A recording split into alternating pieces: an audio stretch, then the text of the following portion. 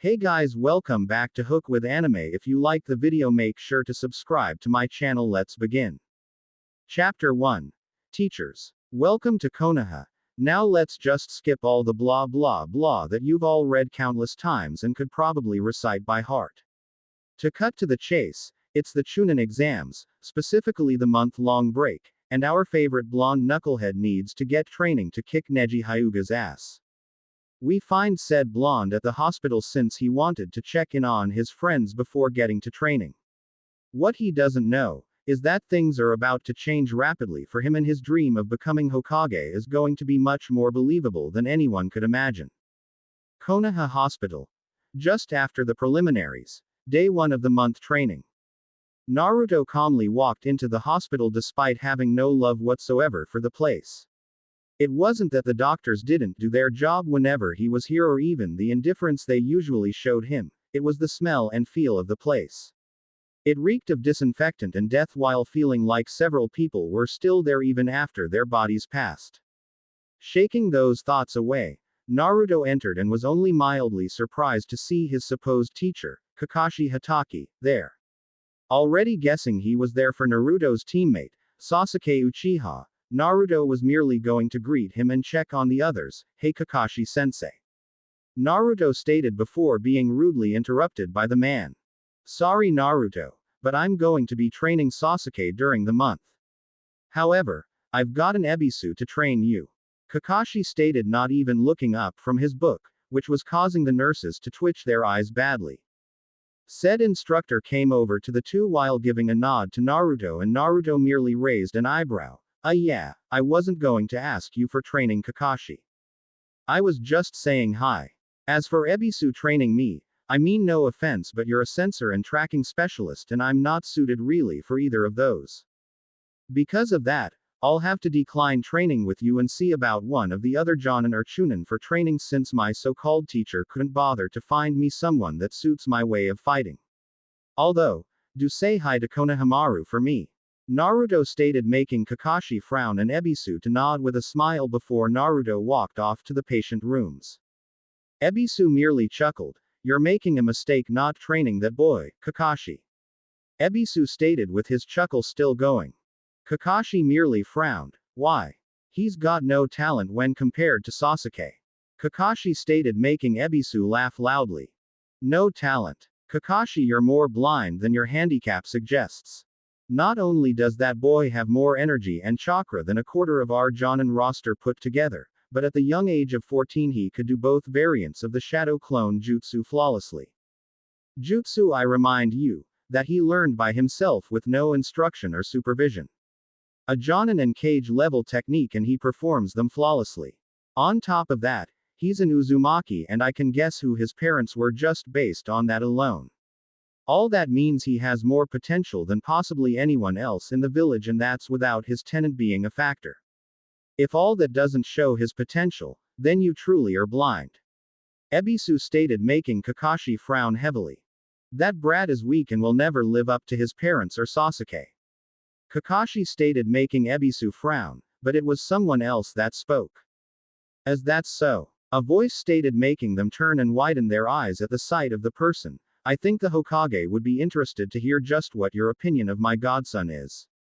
The voice stated with authority while showing his displeasure by grabbing Kakashi by the shoulder, hard. Why wait, that's not what I meant. Kakashi tried to plead lamely, but the person wasn't having any of it.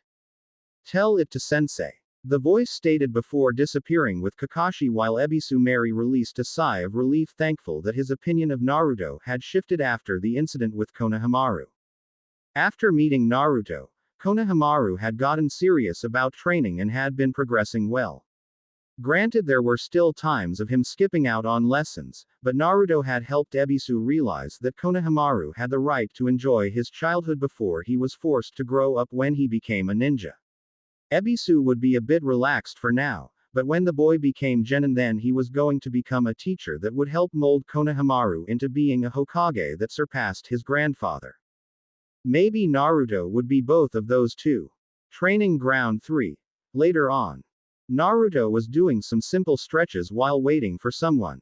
After visiting a sleeping Hinata, a stubborn Lee, and a happily eating Choji in the hospital, Naruto was approached by an Anbu informing him that someone approached the Hokage about training him for the month and to meet him at this training field. So now here he was waiting and hoping the person in question wasn't going to be a lazy ass like Kakashi was. He got his answer as a man walked in looking like a kabuki performer and the kanji for oil on his head plate.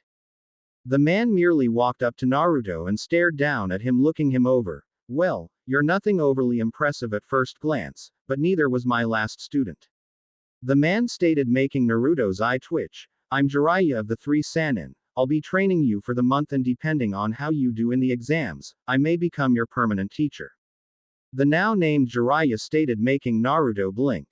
No offense, but are you a more offense-oriented fighter?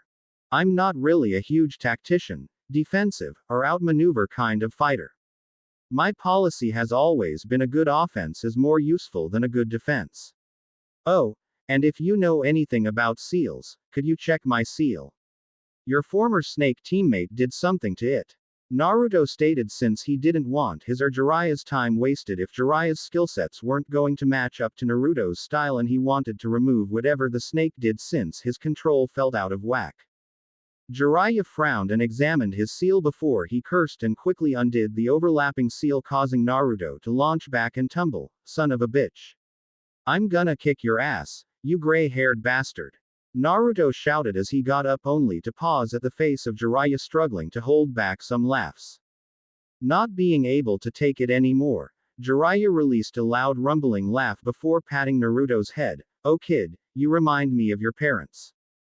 Jiraiya stayed, making Naruto's eyes widen, but Jiraiya held a hand up to stop him from asking. Yes kid, I knew your parents and I'm sad to confirm that they are dead. Before you ask, I can't tell you about them. Not because I don't want to, but because they left strict orders not to tell you till specific times. Jiraiya states, making Naruto stop whatever he was about to ask. Your mother is a secret till you are Chunin, and your father is a secret till your Jonin are deemed strong enough to handle things. Both of them were feared and respected shinobi, so with them gone there was too much of a chance of someone trying to kill you, so you couldn't become as strong as them, or kidnapping you to mold into their weapon. Jiraiya explained, making Naruto both happy and saddened. He was happy since his parents were such badasses and they didn't abandon him like a drunk asshole had insinuated. He was sad because not only was it confirmed they were dead, but he had to wait even longer to learn who they are. How come you know so much? Naruto asked, and Jiraiya smiled sadly before kneeling down in front of him. Because I'm your godfather. Jiraiya stated, making him widen his eyes. I know I didn't see you kid, but it was truly because I didn't have time to stop in and see you. I was in the village 5 minutes and then I was out again taking care of missions and duties to the village. However, I always left you gifts for your birthday and put money into your account whenever I stopped in. Jiraiya stated, patting his head while smiling sadly, and Naruto nodded with some tears in his eyes. Jiraiya then stood as Naruto wipes his eyes. Now, I want to make up for lost time and give you the training that Kakashi has obviously been neglecting. Jiraiya stated, making Naruto nod with a few tears in his eyes still. Alright, first we're going to go over everything Kakashi has trained you in, and then I'm going to give you a field test to fully see what you're competent in and what you need to work on the most. Jiraiya stated, and Naruto frowned. The only thing he's taught me is teamwork and the tree exercise. Even then the tree exercise was just him showing it once and then leaving me and Sasuke to keep trying it. Naruto stated, and Jiraiya had to fight back a scowl upon his face since Kakashi has been a sensei for almost 9 months and that was all he taught Naruto. The Cyclops was lucky Jiraiya didn't send him to the hospital like Tsunade used to do him. Kakashi was lucky since the Hokage had set things up with a simple matter. If Sasuke didn't perform better than Naruto did in the finals, since if Kakashi was right then even with Jiraiya's help Naruto should fail, then Kakashi was going to be in deep shit. I see, I'll deal with that later, but for now let's see what you've got. Jiraiya stated as Naruto nodded and got ready. 2 hours later, Naruto was panting slightly as Jiraiya had put him through the ringer in a variety of tests and exercises to see where he stood on different things. Meanwhile, Jiraiya still looked fresh as a daisy even though his clothes did have some tears and scorch marks, but that was from the proverbial gauntlet Naruto put him through when he trapped an area with everything he had. Jiraiya had to admit, the kid had a devious mind when it came to traps, but then add in his stealth and overall brute strength and the kid could give seasoned Anbu some trouble. He idly mused about signing Naruto up for the village defense force since the kid could make the enemy really pay the price for trying to get into the village. Add in the kid's stealth, no doubt from him constantly running around in Kill Me Orange and successfully hiding from non-censor types, meant he could be great for assassination and espionage. He almost wished Tsunade was still in the village since Naruto's raw brute strength could be vastly improved by her monster strength technique. Shaking those thoughts away for another time, he looked at his new student. All right, meet me here tomorrow to learn your training regiment and get to work on improving what you have already. If you want something to do today, I want you to do the tree walking exercise until you absolutely can't anymore. That should help get your chakra back into sync and increase your control, which will help you learn and master new jutsu. Jiraiya stated, making Naruto nod. Jiraiya then left the area and went to the Hokage Tower where he found his former teacher, Hiruzen Sarutobi, sitting there finishing some paperwork. Kakashi was talking out of his ass, "Kid's got more potential than I've seen in years. Hell, he could put Minato and Kushina to shame if trained properly and given a chance to really shine. And that's not even counting the Kyuubi if he decided to use it." Jiraiya stated, and Hiruzen nodded while taking a puff from his pipe. "If what you told me about that organization is true, it would be wise if he knew how to become deadly without using the Kyuubi. If they are intent on capturing the Biju, then that stands to reason that they all have skills, contingencies, and plans to take down the beasts and their hosts. That leads me to believe that it would be unwise if Naruto was dependent and focused on using the fox's power against his enemies. Doing so could be disastrous when they come for him and anyone helping him as a result." Hiruzen stated, making Jiraiya nod. "I inspected the seal and it's still trickling the chakra slowly, and thus Naruto can only tap into it at times of extreme emotional moments or if he's exhausted his normal chakra. Maybe when he's older I'll help him start tapping into the Kyuubi's power, but for right now I think the tighter the seal the better in this case, since it will be harder for anyone to interfere with the Kyuubi, though that could also alienate the fox and the kid from each other. From what my sources in Kumo told me, their eight-tailed host has complete control and synchronization with their Biju. That means he has access to all the abilities his Biju does and can even turn into the Biju without succumbing to its rage or base instincts." Jiraiya stated, making Hiruzen nod. "Do what you can, Jiraiya. Get Naruto into top form as a ninja and then worry about him as a Jinchuriki. Konoha has never had to depend on a Biju container to be strong, and both our two previous hosts were formidable without the Biju at all. I want Naruto to continue that legacy and not become a ninja that is only powerful because of the demon sealed inside him." Hiruzen stated, and Jiraiya nodded. "No problem. With the training regiment I have picked out, Naruto will crush everyone in the finals regardless of who he faces. Though I would like your permission to recruit some others to help with his training as needed, since there are a few things even I can't help him with, and if something pressing comes up, I want him to have someone to help him until I get back." Jiraiya informed, then requested, and Hiruzen nodded.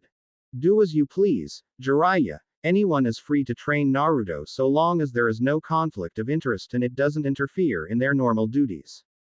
Hiruzen stated, making Jiraiya nod before he left to check in on some people he knew could help push Naruto in the right direction. Hiruzen merely leaned back smoking his pipe while thinking on the blonde bundle of energy that was Naruto Uzumaki.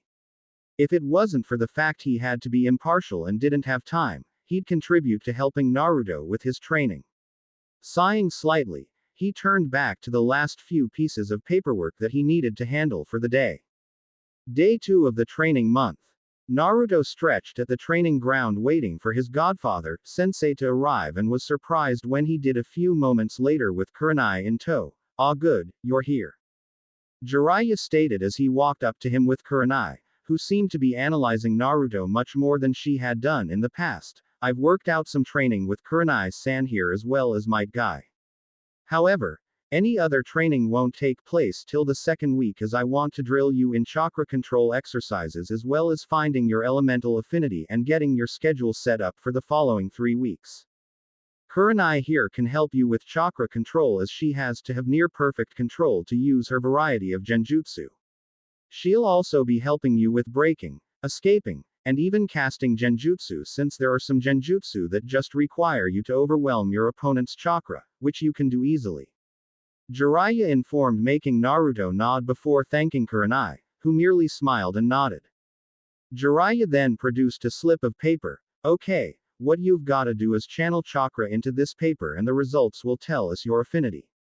Depending on the results, I can train you or find someone who can train you in your affinity, since, while I know the basic steps for each affinity, it's always better to have someone who's done what you'll be doing. Jiraiya stated, handing Naruto the paper, and waited for the results. Said results were surprising, since the paper was cut into confetti, with a majority of the pieces becoming soaked and the rest crumpling up.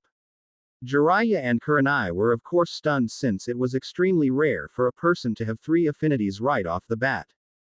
Jiraiya was handling it better, since he knew Minato was a wind user with a minor in water, Kushina was a water user with a minor in lightning, and he could only assume that the small trickle of chakra from the Kyuubi had slowly formed a minor connection to the 3, or it could have been due to the fox's chakra circulating inside Kushina while she was pregnant with Naruto.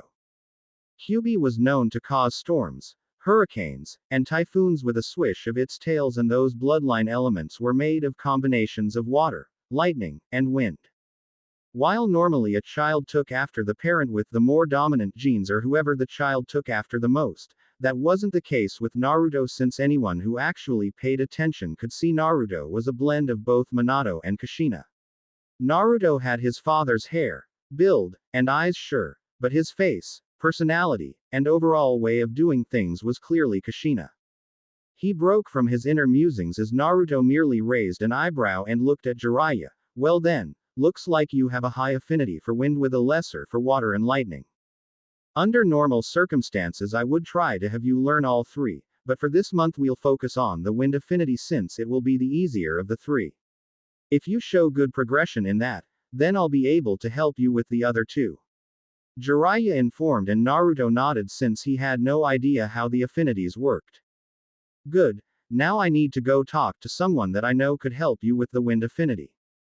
While I'm gone, Kurenai here will begin your work with chakra control and genjutsu, and I expect you to be doing the work and not complain about getting cool jutsu. Your parents and all the Hokage always ensured they had full control of their chakra before they started worrying about using jutsu. Even then, they never focused on flashy moves over what they could use for a variety of situations. A well-used substitution can be just as effective as any offensive jutsu. Jiraiya stayed, making Naruto frown, but he nodded nonetheless. Jiraiya knew fully well that basic jutsu could be lethal, since he had seen it with Sasuke's mother, Makoto, who made a name for herself using only shunshin, clones, and substitution. She'd use shunshin combined with substitution to move clones around confusing enemies, and even substituted with enemies so they ended up killing each other while she killed others. She never even used her Sharingan to fight, even after she unlocked it fully.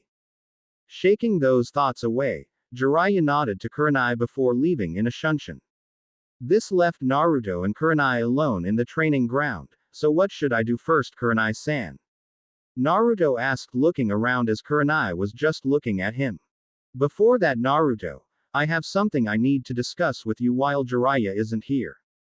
Kurenai stated, moving toward Naruto, who looked at her and then blushed, seeing how close she was. And what would that be? Naruto asked, making Kurenai smile as she pushed her chest out a bit. Well, I'm sure you recall how Neji treated Hinata in the prelims, correct? Kurenai asked, and then smiled slightly as Naruto stopped blushing and grew both serious and angry. Kurenai continued when he nodded. Well, I happen to care about Hinata as if she was my daughter, and I'm pissed at what Neji did. However, there's nothing that can be done due to the rules and vouchers signed at the Forest of Death. Kurenai stated, and Naruto nodded. Okay, and what does that have to do with me? Naruto asked, and Kurenai smiled. Simple. While I can't do anything, You are not barred from such an action. Kurenai stated, making Naruto raise his eyebrows. Yes, with you as his opponent he can pay, though Hinata still wants to have him forgiven because she loves her family. With Jiraiya and others training you besides myself, your chances of beating Neji are practically guaranteed and you most likely won't break a sweat doing it. Hence why I wish to offer you a deal. Kurenai stated, making Naruto raise an eyebrow. A deal? He asked before Kurenai nodded and stood. Naruto blushed again as she pulled her dress down, revealing her perky breasts and hardened nipples, and then up, showing her scarlet thong-covered pussy. If you break Neji, and I mean doing everything you can to hurt him short of crippling or killing him, then you can have me. I will sign myself over to you as your servant, slave, concubine, whore, slut, or whatever you want to call it. If you do this for me and hurt Neji for what he did to Hinata and knows never to do it again, then you can have me till the day one of us dies. Kurenai stated, moving her thong to show her pink pussy. That is. Naruto stammered before he slapped himself. I would have done that from the start, you don't have to do this. Naruto stated, making Kurenai smile more. I know, but you would have simply fought him till he lost, but I want you to do more than that. I want you to beat him, hurt him, maim him, and anything else except cripple him or kill him, since I know Hinata will never forgive that. I want you to deliver a wrath upon him that not the Hokage, Hyuga clan, Fire Daimyo, or even Kami himself could stop from happening, to make sure he knows never to try to kill Hinata again. Kurenai stated with passion, anger, and ambition in her voice. Even still, I don't think you need to do this. Naruto stated before he blushed as Kurenai leaned in and kissed his lips. The blush was due to both the kiss and his front row view of her boobs. I know, but first off, this is my way of thanking you and giving you an extra incentive. Second, you're a nice boy and will no doubt do many great things, which means I also benefit. Third, despite what I am offering, you're still resisting the offer, and even just looking at my chest is being avoided by you as you look at my face whenever one of us is speaking. Fourth, you'll also be helping me. She stated, making him raise an eyebrow at the last item. I'm tired of being hounded by dozens of men who just want to sleep with me and then brag about it. Most men don't respect kunoichi and think all we do is sleep with individuals before assassinating them. There's also the fact my apartment complex has been full of pigs, perverts, and assholes, so that's a problem. I'm fully prepared to serve you with my body if it is required, but that's mainly due to the fact I know you won't brag about it to every person willing to listen, you won't try anything if I say no, you're not going to treat me like some toy, and you won't make me sleep like some kind of animal or dress me as a whore to parade around. Kurenai stated, making Naruto blanch at the idea. Hell no. That'd make me no better than that Gato asshole in Wave, and I sure as hell will never become like him. Naruto shouted, making Kurenai smile. Kurenai then stood and covered herself again. So we have an agreement then? She asked, making Naruto blink before blushing again. I guess, if that's what you want. Naruto stated, making her smile before she kissed his cheek before standing and getting down to business. Good. Now we'll start with different chakra control exercises. Once I see which are either easy or hard for you to do, I'll have you work on the easiest methods, since they will help you get your control progressively better till the harder ones are manageable. Kurenai instructed, making Naruto nod. With Jiraiya. Jiraiya was currently with one Asuma Sarutobi, the only confirmed wind user left in Konoha besides Naruto, and was currently discussing some things with him. Forgive me, Jiraiya-sama, but wouldn't this be a conflict of interest? At the very least negligence, since I do need to help Shikamaru, even if I can only seem to help him with strategy and planning since he's not willing to do much else. Asuma asked, then added, making Jiraiya shake his head. It's only a conflict of interest if you actively discuss Shikamaru's skills, training, or anything involving what he'd use in the exams, and same goes with Naruto's to Shikamaru. As for negligence, it would do Naruto good to try and learn some strategy by playing Shikamaru. Add in his shadow clones and you could have Shikamaru playing multiple opponents, which would make him have to think even faster and worry about different opponents at once. Jiraiya stated, making Asuma nod a bit. Okay, And with his clones I can work with him on his nature transformation while he plays Shikamaru, and the same could be said for, oh my god. Asuma stated before widening his eyes in realization, making Jiraiya nod. The kid can make hundreds of clones without breaking a sweat, and all that memory accumulation means he can build up months if not years of training within this 1 month, especially when he's motivated. Jiraiya stated with a smirk, and Asuma merely shook his head. Damn, kid's gonna be stronger than us all by the time he's 16. Asuma stated, suddenly feeling old, while the two shared a laugh. So we got a deal? Jiraiya asked, and Asuma nodded. A chance to help train possibly the strongest ninja since the time of Madara and Hashirama. Sure. Plus it would do Shikamaru good to play against someone other than me and his father. Asuma stated with a smirk, and Jiraiya nodded. Alright, I'll get together with you and the others. I plan to have help train Naruto, since I can guess how many other teachers have just decided to wash their hands of him in the academy, so he may need some extra help. Jiraiya stated, and Asuma nodded with a chuckle. If it were any other kid, I'd say you were trying to work him to death. However, considering his boundless energy and massive reserves, I think it would be easy to whip him into shape. We just have to get through his impatience and need to be doing something constantly. Asuma stated with a chuckle, making Jiraiya nod and chuckle as well. I have to ask though, do you plan on training him with it? Asuma asked, wanting to know ahead of time so he could have others stand down if the chakra from Kyuubi was ever felt. No, aside from the fact he's too inexperienced to truly use it, circumstances have made it clear to both myself and Sensei that it wouldn't be wise. Konoha has never had to rely on Jinchuriki, and we shouldn't start, especially with the fact there are rumors about a group looking to find and possibly collect all the Biju for themselves. This leads Sensei and I to believe they have to have a means or plan for each Biju to bring them down and capture them. Jiraiya stated, knowing Asuma would hear about this sooner or later from Hiruzen, since Asuma was technically an Anbu. He just wasn't given the rank due to the fact he already had a huge reputation after guarding the Fire Daimyo and being Hiruzen's son. Asuma nodded with a frown. That just means I have to train the kid into the ground even harder to make sure his skills are up to par with everything that he'll be facing. Asuma stated, making Jiraiya laugh. He'd probably want that of you regardless. The kid is motivated to train, he just needs the guidance to understand why he needs to be doing the training. Something I'm sure Kakashi neglected entirely. Jiraiya stated before becoming angered at the end, and Asuma frowned. We all warned him, Jiraiya, but he wouldn't listen.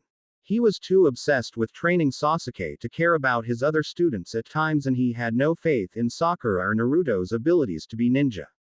Asuma stated, and Jiraiya nodded. I know, Kakashi has already been handled, and depending on how his two students do in the finals will result in his punishment. Considering what I've been setting up for Naruto, Kakashi will get what is coming to him, and hard. Jiraiya stated in a no-nonsense tone, and Asuma nodded, already guessing how much shit Kakashi will be in when his screw-up is shown. Back with Naruto. Naruto was currently standing upside down on a tree branch with a leaf stuck to his forehead while several clones were spinning multiple leaves on their palms. Another group was water walking, another was running up and down trees, and still another group was spinning kunai on their fingertips. Kurenai knew fully well that shadow clones couldn't be used as effectively for chakra control, or rather she knew that was the belief many had. Because he distributed his chakra evenly, the clones would then work on controlling their smaller amount of chakra, then the combined control would go back to the original, the overall control would increase as time went on. It wasn't as fast as other training could be with shadow clones, but it was still faster than doing the exercises normally. If nothing else, his skill doing the exercise would increase, thus allowing him to use the exercises easier.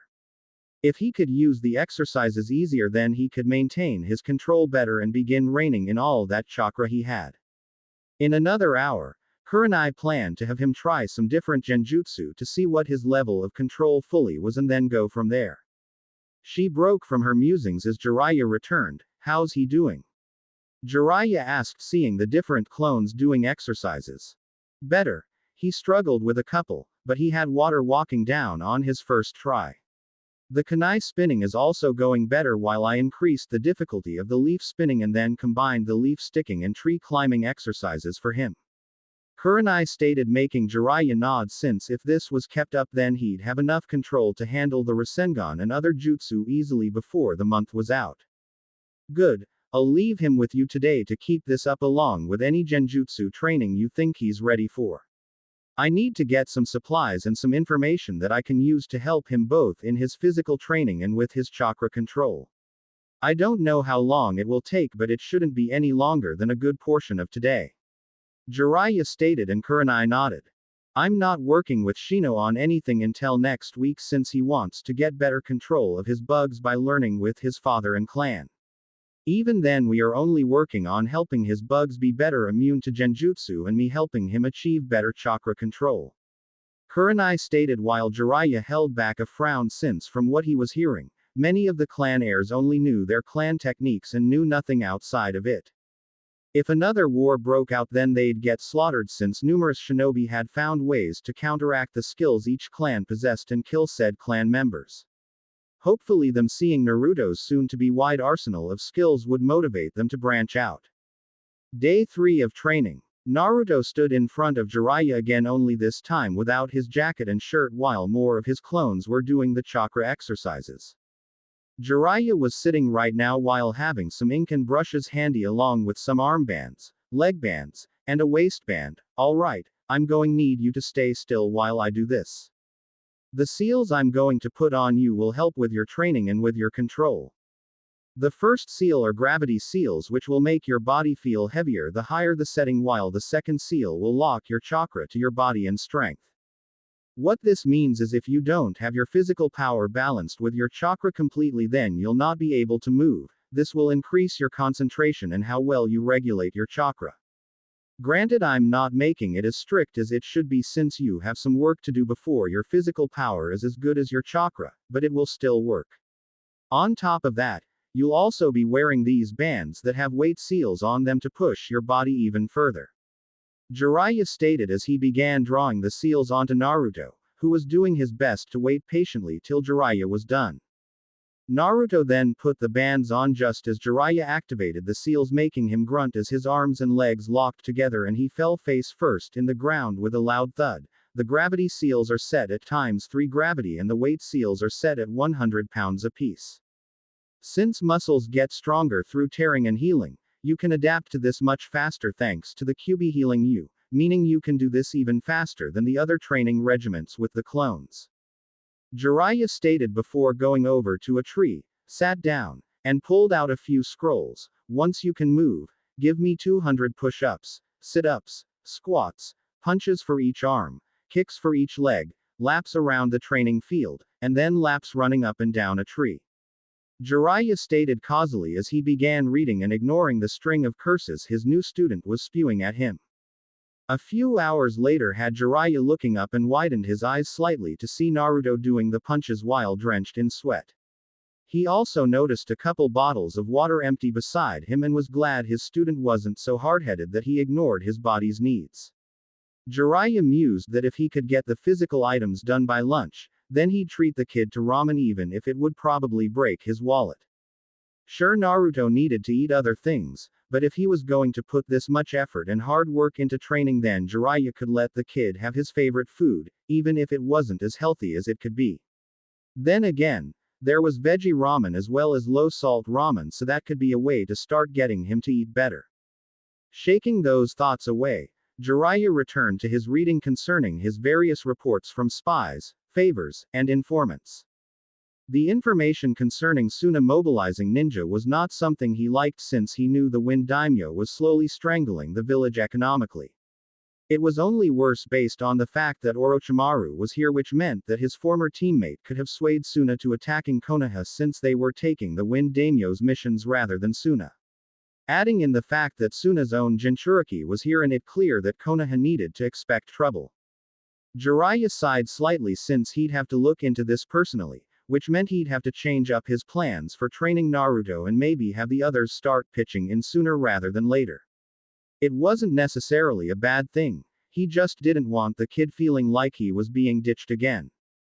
He'd explain it to Naruto after the kid finished his physical exercises. Lunchtime. Jiraiya could honestly say he hadn't been too surprised by any of his students over his years teaching. Sure, Minato's ingenuity in creating his 2A rank jutsu was astounding, but it was a small mention compared to the lack of surprise throughout his training otherwise.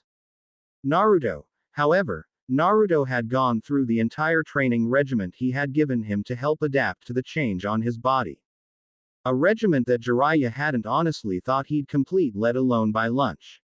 Yet, not only did he complete it, but he had actually added to it by adding handstand flips, backflips, front flips, cartwheels, and tree hopping to help ensure his agility matched his new weight and restriction. The tree hopping was the most impressive since to do it one usually used a burst of chakra from the feet, which could throw off the balance of physical power and chakra. Right now said blonde was eating the veggie ramen that Jiraiya had a clone pick up. It took some doing, but Naruto relented after Jiraiya explained that it was due to Kyuubi's chakra was fixing the issues his body was receiving, that Naruto's body wasn't weaker than it was. This in turn slowed down any healing he would have received when in combat, and eventually his body would have built up a tolerance and then his body would feel the aftereffects. He also played to his ego with the fact that the fourth Hokage always talked about eating properly to keep in shape and ensure they were in top fighting condition.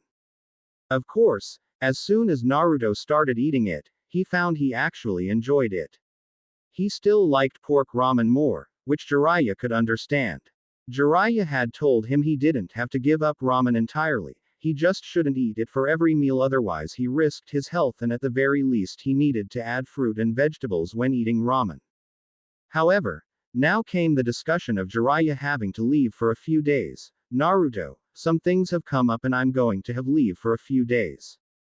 Jiraiya stated before holding his hands up when Naruto was about to protest. I'm not ditching you. Kurenai and some other people I've talked to are going to cycle through teaching you as it's needed, and it will all go through the Hokage. Each day you'll go to his office and he'll have the individual in charge for that day take you to train until I come back, and then I'll join the cycle again. I wouldn't leave if it wasn't urgent and vital for the village, Naruto. I may have my own quirks and laziness, but never when it came to training students. Jiraiya explained and defended, making Naruto pause before finally nodding. Good. Now I've asked the Hokage to oversee you meeting your different teachers each day, as well as who you will see if one is indisposed for whatever reason. Jiraiya stated, making Naruto nod before Jiraiya grew serious. Now, I don't want to hear one word about you giving any teacher I've prepared a hard time. They all know what they are doing, but if it feels ridiculous at any point, ask the Hokage about it so he can confirm if it's actually helping or not. Jiraiya stated, making Naruto nod before the two continued eating. Day 4. Hokage Tower. Naruto was sitting in the Hokage's office waiting for his first instructor to come and get him. As he waited, he was idly talking with Hiruzen, who was doing paperwork at a relaxed pace. Jiraiya had left early that morning and left Naruto a note telling him that if he did well while he was away, then Jiraiya would have a surprise for him when he got back. Naruto didn't really need the motivation since he planned to put everything into the training he'd be getting. He just hoped it was actual training and not just busy work. He broke from his thoughts as the door was knocked on before Hiruzen gave permission to enter and Ibiki Morino entered. Naruto blinked owlishly, wondering just what kind of training he was going to get. Ah, Ibiki, good, you're on time. Naruto, Ibiki will be training you in some various items, including reading an opponent, getting into their head, increasing your knowledge base, and some other things to make you a more competent shinobi. Hiruzen stated, knowing Ibiki could also help Naruto heal a bit from the emotional and mental wounds the village had inflicted on him over the years.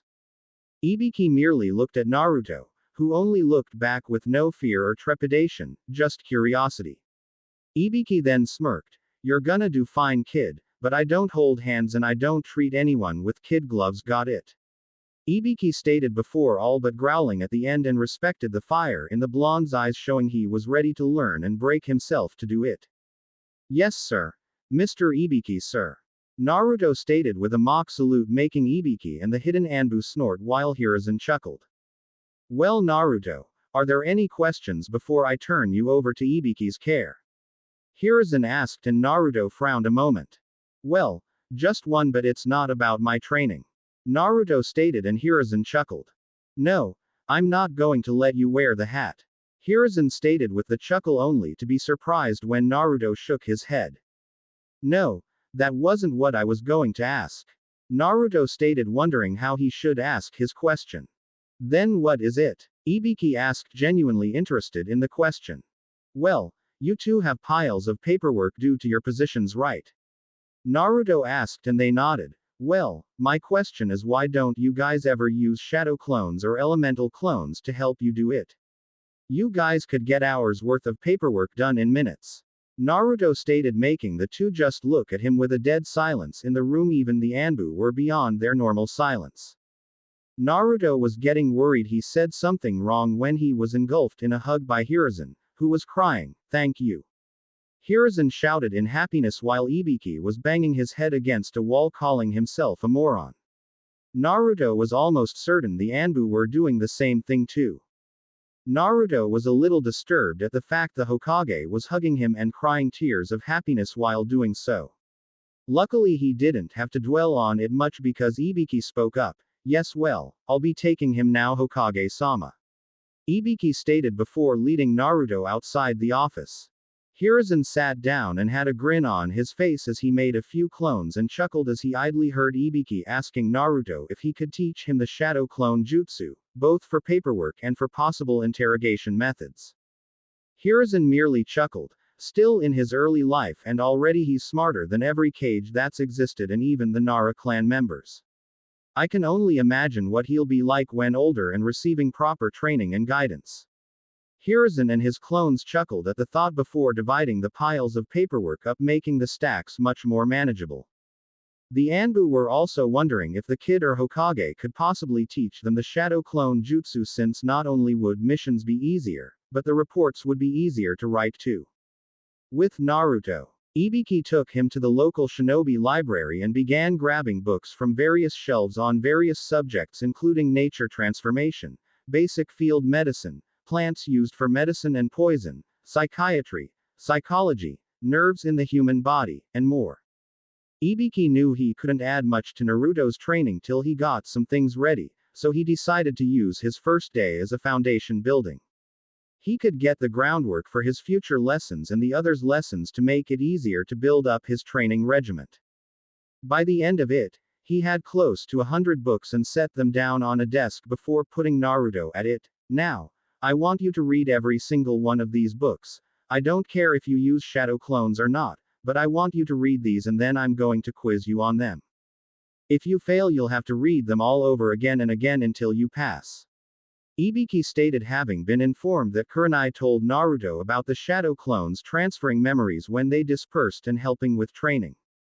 Naruto grimaced since he didn't like reading much. Alright, but Jiraiya-sensei mentioned once, I'm more of a practical learner than a theoretical one. Naruto stated, making Ibiki smirk since he knew a few people like that.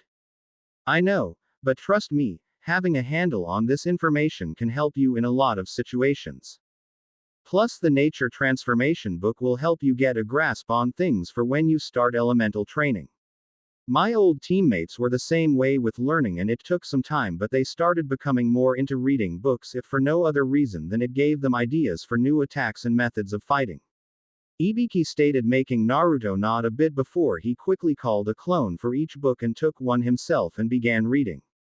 Ibiki was about to go look up some old report books since he wanted to check some information on a few places and people, but paused as a thought occurred to him. Naruto, don't dispel all your clones at once.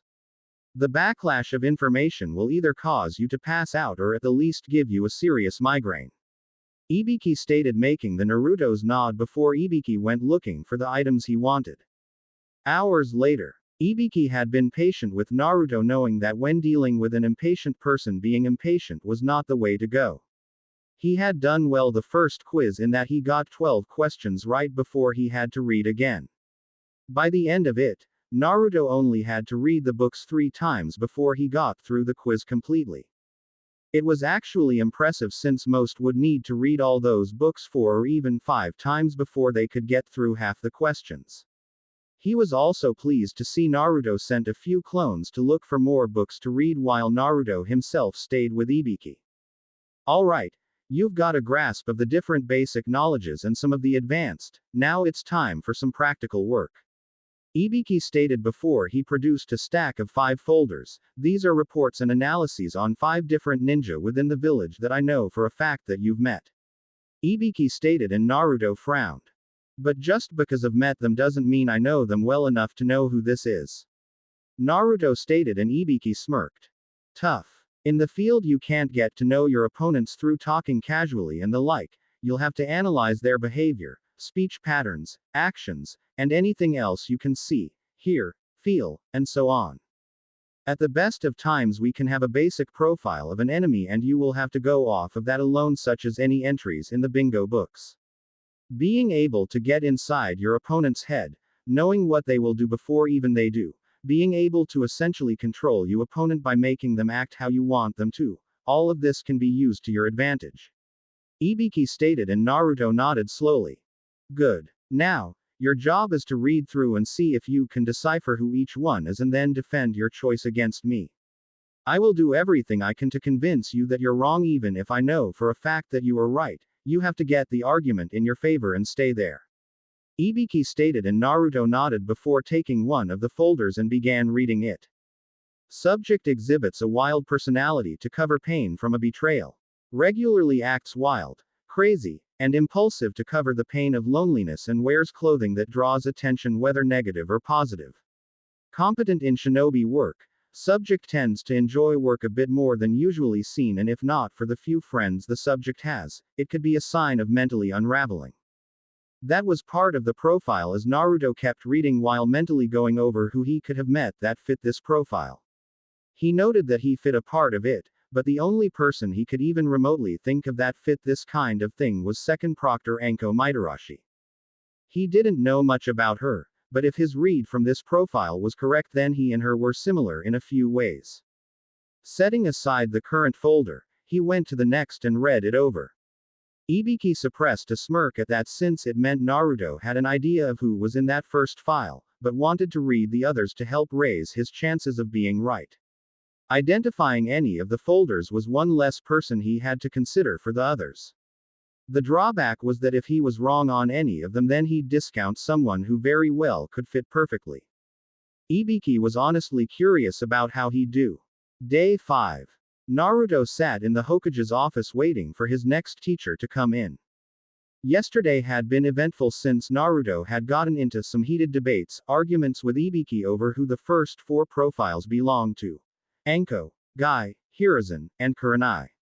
The biggest came when Naruto argued that the last file was Ibiki's own, and Ibiki stood his ground in the argument to the point of threatening Naruto with being disqualified from the Chunin exams and being sent back to the academy if he didn't stop.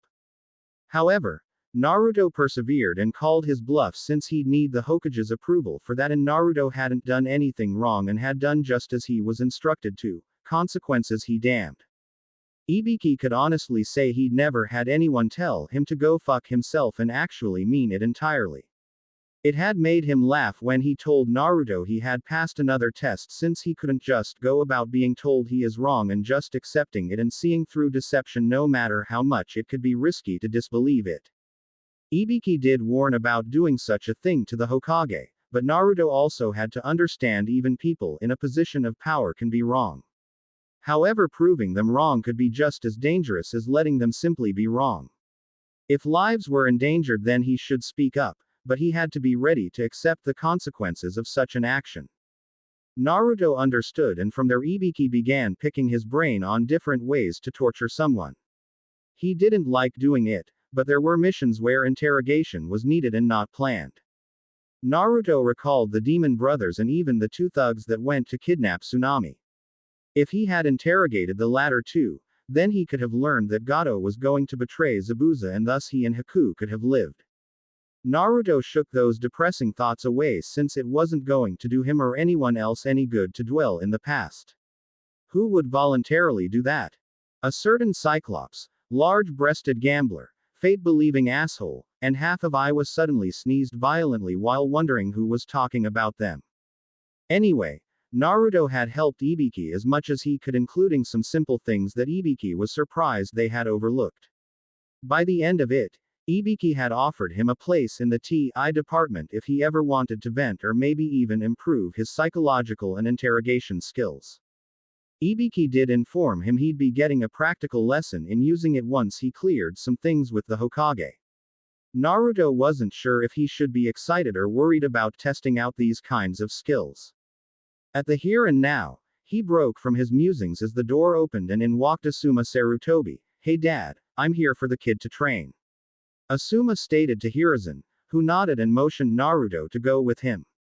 Naruto complied and followed Asuma as they went to the Nara household and found Shikamaru laying back looking at the clouds while 3 shogi boards were set up near him. When they got close, Shikamaru looked to them and raised an eyebrow at seeing Naruto. "Hey Naruto, hey Asuma-sensei, what's up?" Shikamaru asked with a yawn making the two chuckle.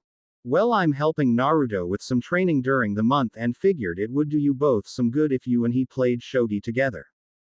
Naruto needs to learn some patience and strategy while you could use a new opponent, especially one that is unpredictable like Naruto. So while I'm training him via his clones, you'll be playing him and 2 of his clones as it will let you learn to keep multiple strategies in play and beat more than one enemy at once." Asuma stated, making Shikamaru look surprised while Naruto merely shrugged and made a batch of 102 clones. This surprised Asuma while shocking Shikamaru. This is the same Naruto that couldn't make 2 normal clones. Shikamaru thought incredulously since he could tell that the clones Naruto used weren't normal ones. That was evidenced against Kiba when the clones could actually hit him and not just phase through him. He decided not to dwell on it too much since it would prove troublesome and Naruto normally was troublesome enough without adding more to it. Asuma merely shook his head in amusement. "Well, come on you lot, let's get to work." Asuma stayed as he led 100 clones to a different area to train in wind release. Naruto and the 2 remaining clones shrugged before each sat at a different board with Shikamaru in the middle of the 3 with one on his left, one on his right, and one in front of him. "You'll have to help me out a little at first, I've never played," Naruto stated, making Shikamaru shrug before they started playing. With Asuma. Asuma was standing by watching the clones begin the first exercise of the wind affinity, cutting leaves with their chakra. After he had shown what the primary attribute for wind was, via coating one of his trenching knives in wind chakra and then letting it cut through a boulder and 2 trees, Asuma began explaining that it was like splitting your chakra in half and then grinding the 2 halves together to make a refined sharpened edge. After that, he had them pluck leaves from a nearby tree and get to work cutting them with his chakra. Asuma then told him he was to continue doing so until he could cut the leaf in half in an instant since in combat he wasn't going to have time to focus and try to make the chakra begin doing what he wanted. He needed to have it get to what he wanted, needed quickly and effectively, which meant cutting the leaf instantly when he made wind chakra. Naruto and his clones took the challenge to heart and Asuma was a little surprised when the kid was already getting a cut started on the leaf after 5 minutes. He would have been very surprised if not for the fact that Naruto told him he read up on nature transformation and then there was the sheer volume of chakra Naruto possessed made it easier for him to just hit the leaf with a great deal of chakra. More chakra meant more friction, which meant more of a cut. However, the downside was that he was using way more chakra than he needed, but that was to be expected due to his reserves versus his control. From what Jiraiya informed him, both he and Kurenai were working on that problem right now and his control was better than it was since he was easily doing genin level exercises. The reason for that being a sign of progress is because genin exercises were designed for small reserves while the higher level ones were for larger pools of chakra or to add even further refinement. Naruto could do the Jonin and Anbu exercises due to his astounding reserves, thus a genin level 1 was like trying to direct a raging torrent of water with a pebble. The added benefit of the nature exercises was that they were a form of chakra exercises in themselves. So the more progress Naruto made on the leaf cutting exercise and the other ones, the better control he'd have overall. This kid, he's going to be deadly and powerful when he's older. If he can do this kind of training level now, then I can only imagine what he'll be doing once he gets his chakra under control and grows up a bit more. Asuma thought, knowing full well that Naruto's biggest limitation right now was his lack of control, and it was a limitation that was quickly being taken care of like it should have been when Kakashi was teaching him. There was also the fact Naruto was still growing and had yet to hit full maturity. When he reached adulthood, his chakra and skill could surpass the first Hokage when he was in his prime. He idly wondered when Jiraiya would start teaching him jutsu, since Asuma could easily add on to it with quite a few wind jutsu.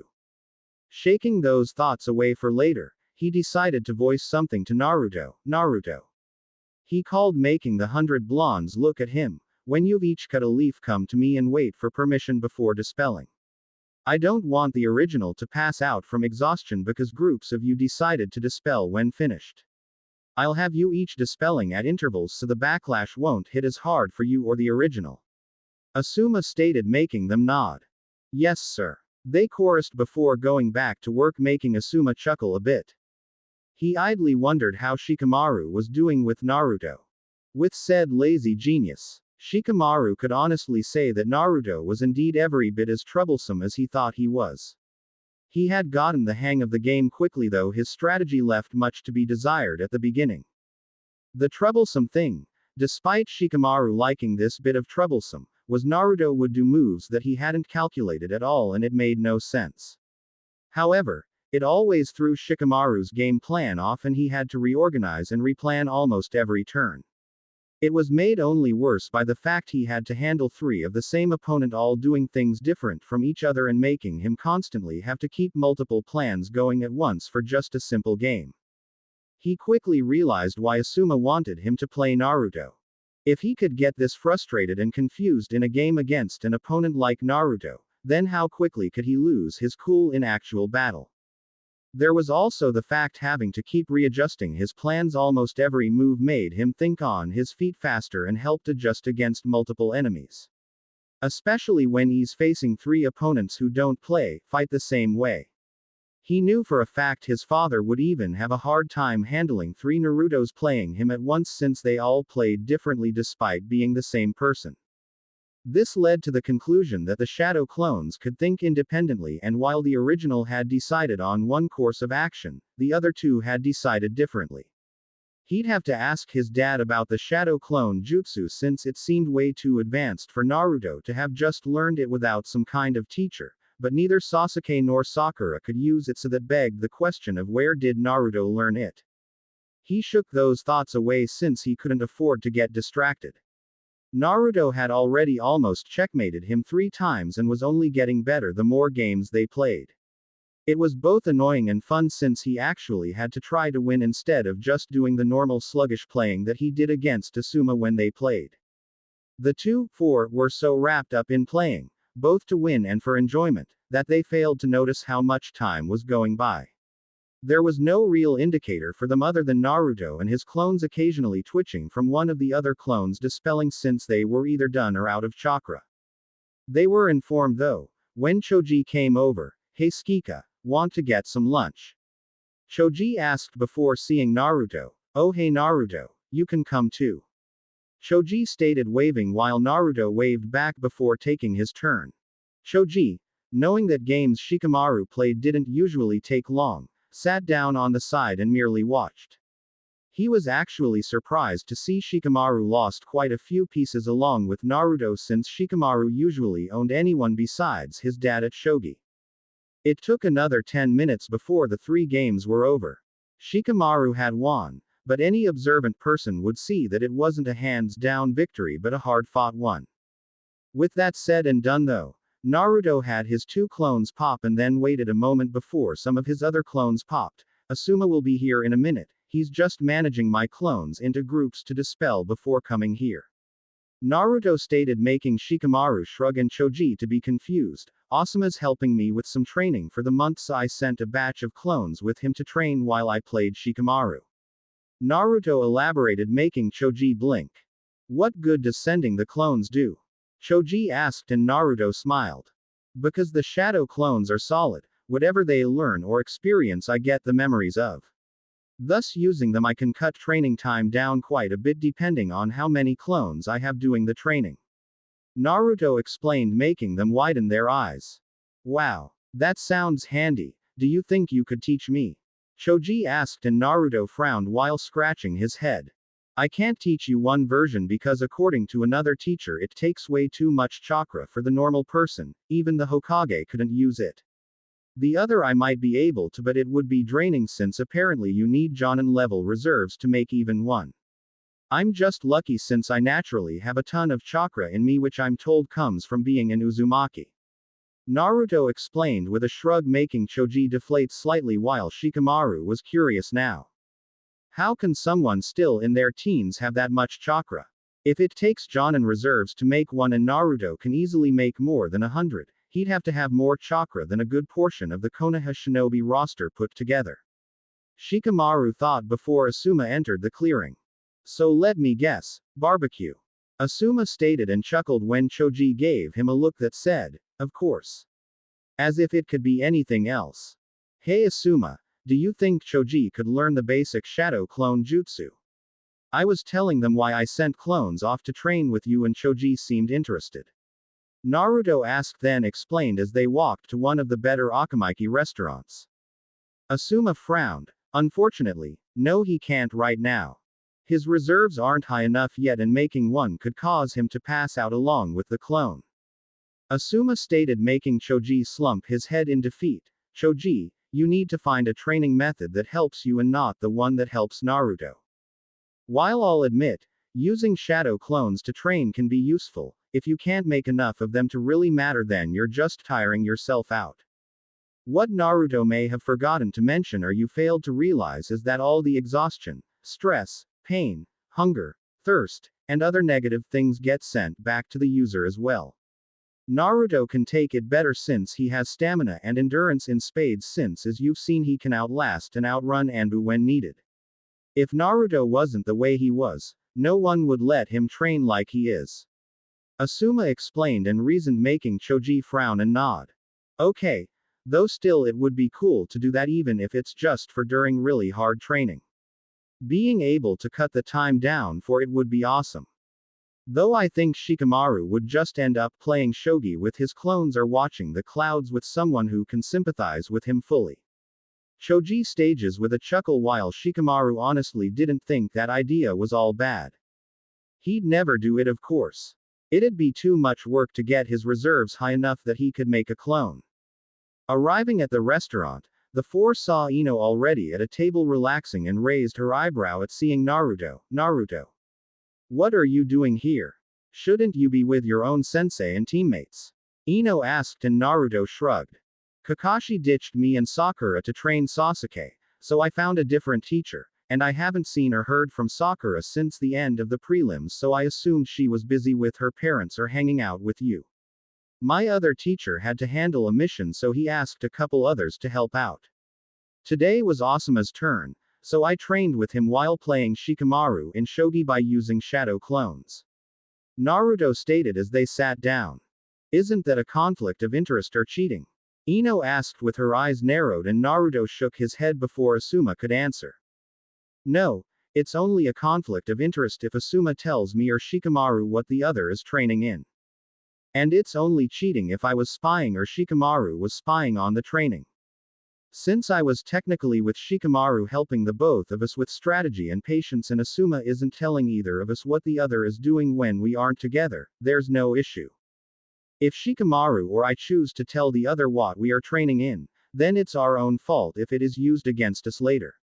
Naruto stated calmly as he looked at the menu, making the four blink at his intelligent and thought-out answer. There's also the fact it's unlikely Shikamaru and I will end up fighting each other anyway, so there's no real advantage to knowing. Naruto stated, making Choji and Ino raise their eyebrows in curiosity. Why's that? Choji asked and Naruto chuckled. Because for me to be in a position to face Shikamaru, I have to beat Neji, which I will, and then beat either Sasuke or Gaara. Though fighting Gaara is more likely because of Kakashi. For Shikamaru to be in a position to fight me, he'd have to beat either Temari or Dosu and then beat either Kankuro or Shino. Since Shikamaru isn't that highly motivated, my guess is he'll have his first opponent in a spot to be defeated and then give up.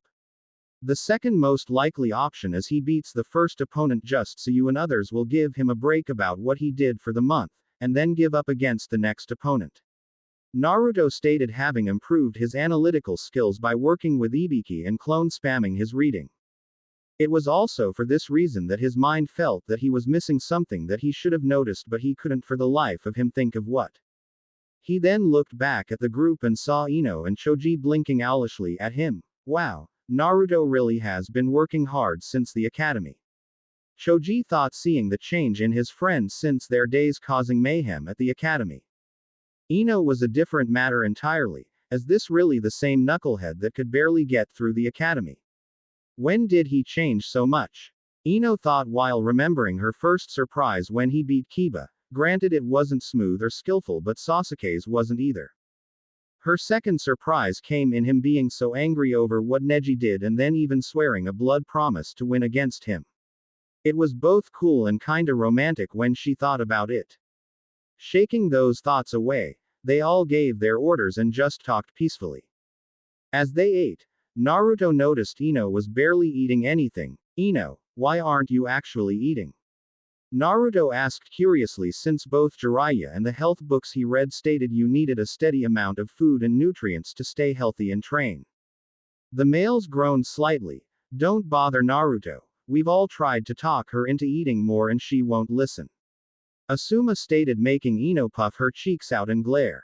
Well Naruto, I'm on a diet to lose some weight. She stated, only for Naruto to look at her in confusion. Why? You're not fat at all and you can't get much skinnier without harming your body and taking away from how pretty you look now. Naruto stated while making Ino blush a bit at the unintentional compliment. You need to eat and keep your strength up in order to train, since not eating takes away your stamina and will make your body start eating your muscle to keep the nutrient levels up. That can in turn make you vulnerable in a fight and cost you or a teammate their life. If you're worried about gaining weight, then just balance it with hard work training so you'll gain muscle instead of fat. Naruto stated, since it was the truth. I don't want to get bulky or fat though. Ino protested and Naruto raised an eyebrow. Have you seen any kunoichi that are bulky or fat? Naruto asked and Ino opened her mouth before closing, since she really didn't see any kunoichi like that. Actually, all the kunoichi she had seen all had bodies she'd kill for and assets that would make any guy's head turn. Plus they had skill and power to back up their womanly bodies instead of being scrawny or uptight like several civilian women were. See, if you're that worried about it, then why don't you ask some of the veteran kunoichi how they balance food and training? Like Kurenai Yuhi, Enko Mitarashi, or even your own mother. Then you'll have someone to give you advice and help you stay in shape without starving yourself. Naruto stated, making the other three males blink, wondering why the hell they hadn't tried that argument. Ino frowned in thought for a few minutes before she nodded. Alright, I'll do that. Thanks Naruto, she stated with a smile, which Naruto returned. Asuma merely smiled and shook his head. That kid does it again. Changes someone without fully realizing what he's done. And if my eyes aren't fooling me, I think my blonde student just gained a bit of a crush on my temporary student. Asuma thought while noticing Ino still having a bit of the blush Naruto caused earlier on her face. Asuma could only hope that Ino would take her training seriously now and not be at risk when they took harder missions in the future. Day 6. Naruto was once again within the Hokage office, only this time he had arrived even earlier than the previous 2 days. The reason why was because Hiruzen decided to do something to help Naruto by teaching him politics, economics, diplomacy, and some of the school subjects that Naruto was lacking in.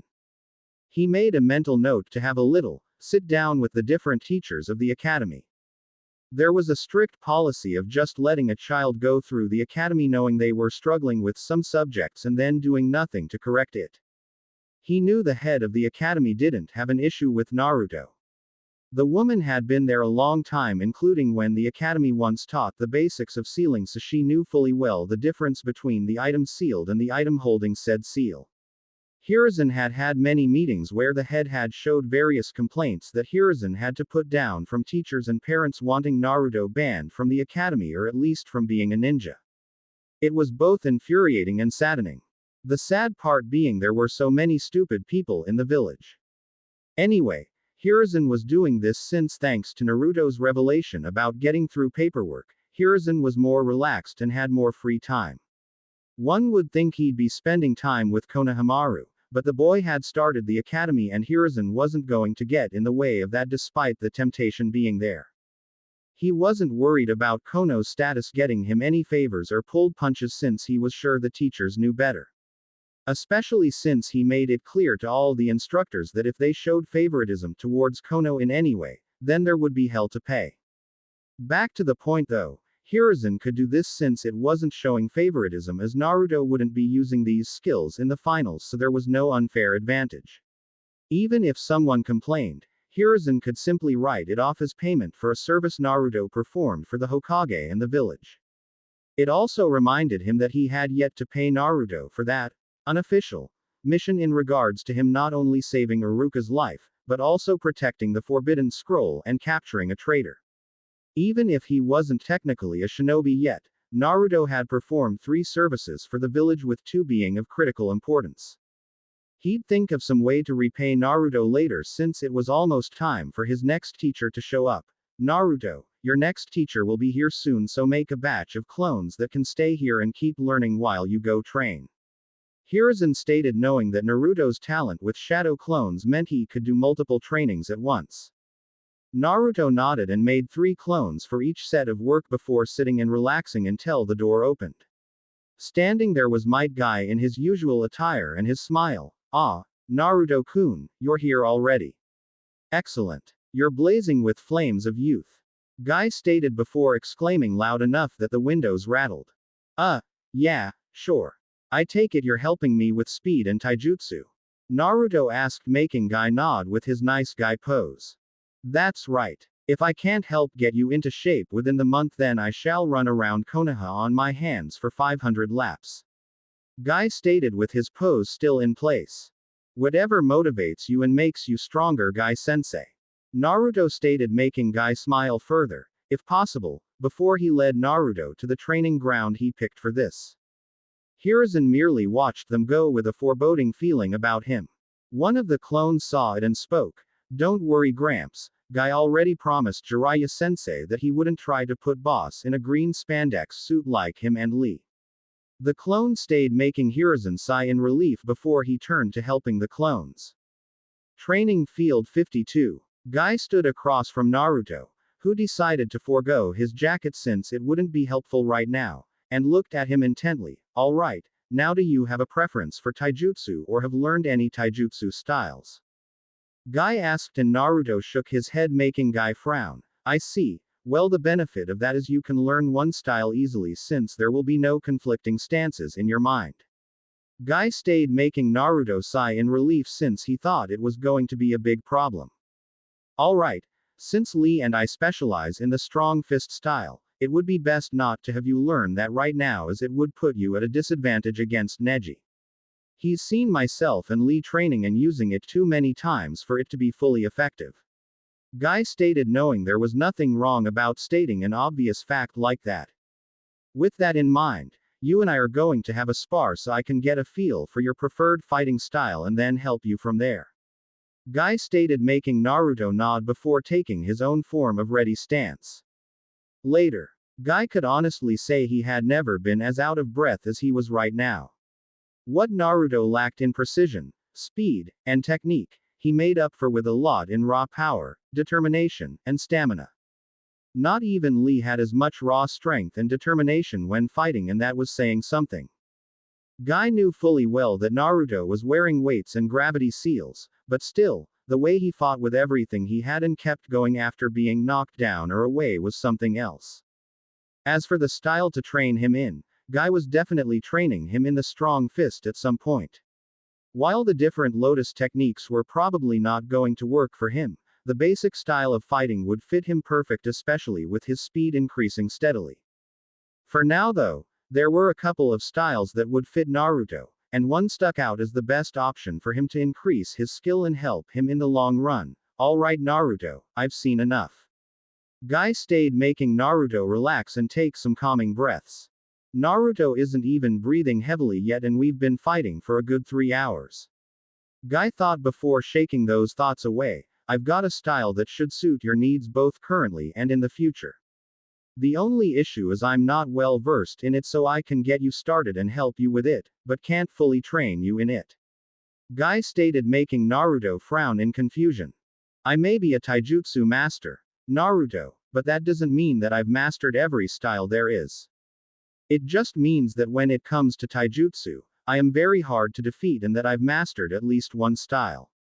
Guy stated, seeing Naruto's frown and making Naruto nod. Now, since I can't fully teach you the style I have in mind, I am going to teach you a style I know very well that can help set the groundwork for the style.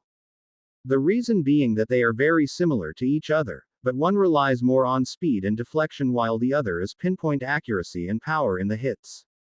Guy informed and then elaborated on, making Naruto nod again. Good, now the style we will be starting with is the Ichani fighting style, and upon getting the hang of it will set the groundwork for the Wing Chun style that I believe will be of use to you even if it doesn't fully fit your style of fighting. Guy informed, causing Naruto to get a fire in his eyes that told Guy that the boy intended to master them both. Part of Guy actually believed he could too. Alright, let's first get you comfortable in the starting stance. Guy stated as he began instructing Naruto on the different forms of Ichani that he can work towards, as it was based around giving options and different characteristics of fighting for their user. The user also had to be able to endure attacks too, since sometimes the best way to strike an enemy is to let them get a hit in before making them pay for said hit. Wing Chun though was an all-around form of fighting, as it was about quick, precise, accurate strikes while deflecting and reading your opponent's moves quickly and effectively. The user though needed to build up muscle and tolerance around the forearms, since they usually were used for blocking a variety of hits, and a wooden training dummy with multiples arms was used. One user was reported to have taken down 10 highly trained taijutsu users single-handedly all at once. Naruto could honestly say that he was looking forward to the training a great deal. Day 7. Naruto was still a bit sore from his taijutsu training the previous day, but it had been well worth it. Thanks to the shadow clones, he had been able to get the stances they had covered down so he could move into them on reflex. While the clones trained in the stances, Naruto was sparring with Guy and a batch of his own clones to better get acclimated to the way of fighting. As an added bonus, he had his clones remove their weights and seals so he'd have to adapt to fighting opponents that were faster than him. When Guy asked why, Naruto merely informed him that he couldn't take the chance that someone he faced would be faster and not be able to somehow keep up. When Lee fought Gaara, Naruto couldn't follow him at all, so what would happen if Naruto ever fought someone that was as fast or even faster than Lee? The answer: he'd get his ass kicked 6 ways to Sunday. Hence why he wanted to start training to be able to track, follow, and react to opponents of that speed. Even if he never fully achieved the speed that Lee did, Naruto wanted to be sure he could at least keep up with his eyes and brain so his body could possibly react in time. Guy had agreed and even suggested that next time they trained that he himself would remove his weights and fight Naruto and his clones, while a set of clones would sit off to the side focusing on watching the fight. If they could follow the movements from an observer's point of view, then it would help to follow it from a fighter's point of view. Naruto broke from his thoughts as the door opened and he was surprised that Anko Mitarashi came in with her usual attire. Come on kid, I got 3 weeks to help whip you into shape and I'm not going to waste a minute of it. Anko stated, making Naruto quickly follow her, leaving a chuckling Hiruzen behind. Naruto was idly surprised as they were back at the Forest of Death. Listen up kid, I'm gonna be helping you with accuracy, agility, my own style of taijutsu, poisons, quick herbal remedies, and fighting unfairly. We're ninja, that means we sneak in, slit our enemies' throats, and then sneak out. If you want honorable or the like, then become a samurai or challenge someone to an honor duel, otherwise you play and fight to win always. Anko stated, making Naruto nod as he stood straighter. Good, now I plan to work you to the bone and I better not hear any whining or complaining about it or I'll send you to the hospital faster than you can say Hokage. Anko stated, and Naruto nodded again with a fierce look in his eyes that actually impressed her. Okay, first up is agility training, which is easy, you're just gonna have to dodge. She stated with a sickly sweet smile as she started throwing kunai, senbon, and shuriken at Naruto, who yelped before dodging and weaving through the sharp metal instruments of death and pain. The whole time Anko just kept her smile and laughed viciously at him. 3 hours later, Naruto was panting slightly while his clothes were a bit cut up and torn in some areas as Anko was smiling at him, pleased with both herself and him for doing so well since she didn't draw more than a few drops of blood from him. The few times she didn't throw at him, she'd attack in taijutsu using her flexibility and agility to attack him at different angles. Naruto looked at his clothes and frowned. At this rate I'm going to need a bunch of new clothes. He thought since the training was slowly killing all of his clothing and dwindling it down to near nothing. He broke from his musings as Anko spoke up. Not bad kid, I've seen Jonin do far worse than you did and you didn't even have any real warning. At this rate I'll have you able to dodge almost anything. She stated with a sickly sweet smile that made Naruto sweat drop a bit.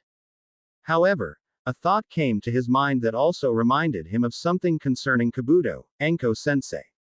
Naruto started making Anko freeze and look at him in surprise, which confused him. Sensei? Anko asked in confusion and Naruto shrugged. Well, you are teaching me, aren't you? Should I not call you sensei? Naruto asked and Anko blinked before shaking her head. No, it's fine, just never had anyone call me that before. Anyway, what did you want? Anko asked and Naruto blinked before speaking. Well, I was just wondering why you have the smell of snakes around you exactly. Is it because of the forest or is it something else? Naruto asked, making Anko stiffen slightly and turn away with a saddened expression. It's because I have the snake summoning contract. Something my bastard of a former teacher let me have before he betrayed me in the village. Why do you ask? Anko stated bitterly before looking at Naruto questioningly with a slight undertone of anger. Well, it's just you're not the first that I smelled the scent of snakes on. There was that creepy guy Orochimaru in the Forest of Death, then the Sound Team, and then another Leaf Shinobi, but I guess it could have been if he was hanging out with you. Naruto stated, making Anko tense a bit at the first mention, narrow her eyes at the second mention, but she was confused on the third. Who was that? Anko asked since she was around a few people but no one ever mentioned smelling of snakes. That guy Kabuto Yakushi. Naruto asked, making Anko frown. I've never met or interacted with the guy. Anko stated, making Naruto frown. Well, if he didn't get the scent from her, then he had to have gotten it from, oh shit. Naruto started thinking before widening his eyes in horror. What is it, kid? Anko asked with a frown. Anko, was your teacher Orochimaru? He asked frantically, making Anko nod. Then we need to get to Gramps now. The village could be in trouble. Naruto stated and Anko frowned before quickly grabbing him and using a shunshin to get to the tower quickly. Hiruzen, of course, was surprised at Naruto and Anko appearing in his office. Anko. Naruto, what's wrong? He asked, seeing Anko looking serious and Naruto looked frantic. Gramps, I think Orochimaru has a spy in the village. Naruto stated, making Hiruzen and Anko stiffen. That's a bold claim, Naruto. Do you know who and have proof? Hiruzen asked and Naruto nodded. His name is Kabuto Yakushi. Ever since I've been working with Ibiki-sensei, I've started going over people I've met to have a read on them inside my head, and something kept sticking out about Kabuto that I couldn't place until I talked to Anko-sensei. Naruto stated, making Hiruzen frown and look at Anko. Apparently the guy smells like snakes, but I've never even met the guy and there are no indigenous snakes in the Forest of Death. Anko stated and Hiruzen frowned further before asking an Anbu to retrieve Ibiki to join them, which he did a few minutes later and was being filled in. That's suspicious, yes, but is there any other evidence? Ibiki asked since they needed to be sure, and all three turned to Naruto. Well, for one, he's taken the Chunin exams 7 times now. Naruto stated, making them widen their eyes in shock since no one took the exams that many times without something being seriously wrong. Ibiki quickly got his file and looked it over. He's right, all 7 times he made it past the second exam and then suddenly just quit, claiming he had no more chakra to go on. It also shows that he's been staying by the hospital and hasn't been out on many missions besides C-rank border patrols. Ibiki stated with a scowl, knowing that this had slipped past his notice and it would be easy for Kabuto to get information out of the village because the Hokage sent him outside it. This is serious. Naruto, what other evidence do you have to further your case? Hiruzen stated, since they needed as much ammo as possible in order to ensure they got the right person. Well, he also had information on native and foreign shinobi like Gaara, but he had detailed information down to how many of each rank mission they had taken. He knew that Gaara had taken B in a rank missions without even getting a scratch. He knew how many missions Lee had been on, who his teammates were, what their specialties were, and everything else too. Naruto stated, making them all look on in shock and horror, since there was no way a genin could access that kind of information without some form of treason occurring. Ibiki, get Kat and her squad and find this boy and his teammates. I want them found, captured, and interrogated, no holds barred. If they can't be captured, then I want them seriously wounded to ensure they can't make it far. If needs be, then eliminate them to keep from reporting to any possible enemies. Hiruzen stated, going into full military mode, making Ibiki nod and was about to leave when Naruto interrupted. Wait. Those sound genin. They smelled of snakes too, and I think Sakura mentioned they worked for Orochimaru when they attacked us in the forest. Naruto stated, making them stiffen in fear. If Orochimaru had a village at his beck and call, then there was no telling how much trouble the Leaf could be in. Get them as well, Ibiki, but do it as quietly as possible and do not tell anyone what you are doing or why. If they ask, tell them it's a Hokage mission and to pry is to be tried with treason. Hiruzen stated, knowing this was indeed serious, especially with Jiraiya sending news about Sound having recruited a lot of missing nin and ronin within the past few months. That could only mean Hiruzen's former student was gearing up for something big. Without wasting a moment, Ibiki was gone to carry out his orders while mentally reminding himself to possibly get Naruto placed in the intelligence corps. If he turned out to be correct on this, then he could have saved countless lives for the village. Hiruzen sat back in his chair and sighed. Not for the first time was he feeling his ever-growing age coming upon him. He then looked at the blonde youth in front of him and couldn't help but see his parents at that age overlapping him. This boy, he may have just yet again performed a service for the village greater than anyone but a few in a room would know. If he keeps this up, he may just take this hat from me himself. Hiruzen thought with a happy smile, knowing Naruto was truly shaping into the shinobi he knew he could become. Naruto, if this information turns out to be accurate, you will be well rewarded and compensated for not only protecting Konoha from an outside threat that could be greater than we know, but also for identifying and removing spies that have been able to hide for too long. Hiruzen stated in his Hokage-like tone and presence, making Naruto chuckle while scratching his head in embarrassment. I like you, kid. You ever need anything, let me know. However, don't expect me to take it easy on you any days that I'm still gonna be training you. Anko stated with a sadistic grin, and Naruto merely grinned back. I'd be insulted if you did, Anko-sensei. Naruto stated, making Hiruzen chuckle at the two. He truly hoped he got to live long enough to see how much Naruto would grow. 3 days later. 10th day of training. Naruto was walking with Ibiki and Anko in the Ti Tower doing his next bout of training, the practical kind. He was here to try his hand at breaking a prisoner and getting the information from them. His targets were Zaku Abumi, Kintsuchi, and Yoroi Akato, the two remaining sound shinobi, as Dosu was found dead the previous day and one of the spies that couldn't get away from the hospital. As for the others, Masumi Tsurugi was dead from a poison that Kankuro had on his puppet's arms, and Kabuto was in the wind, but every available Anbu was on the lookout for him. Ibiki and Anko both had approached the Hokage about having Naruto do it under supervision. When asked why, they explained not only would it be good experience for Naruto, but it would also help him grow as a shinobi. He had already been on a mission where interrogation was needed and had no idea what to do. So what if it happened again? Kakashi clearly wasn't teaching effectively, and where else would Naruto learn? Better that he try his hand at it in a controlled environment than trying first in the field where screwing up can ruin things. If he made a mistake in the normal interrogation, then it was at least fixable thanks to the medics they had on hand and the experienced interrogators and guards. Hiruzen had relented, but he wanted guards and both of them in place should something go wrong. The two agreed before informing Naruto and telling him to think of ways to extract the information himself while giving him what info they had in the three targets.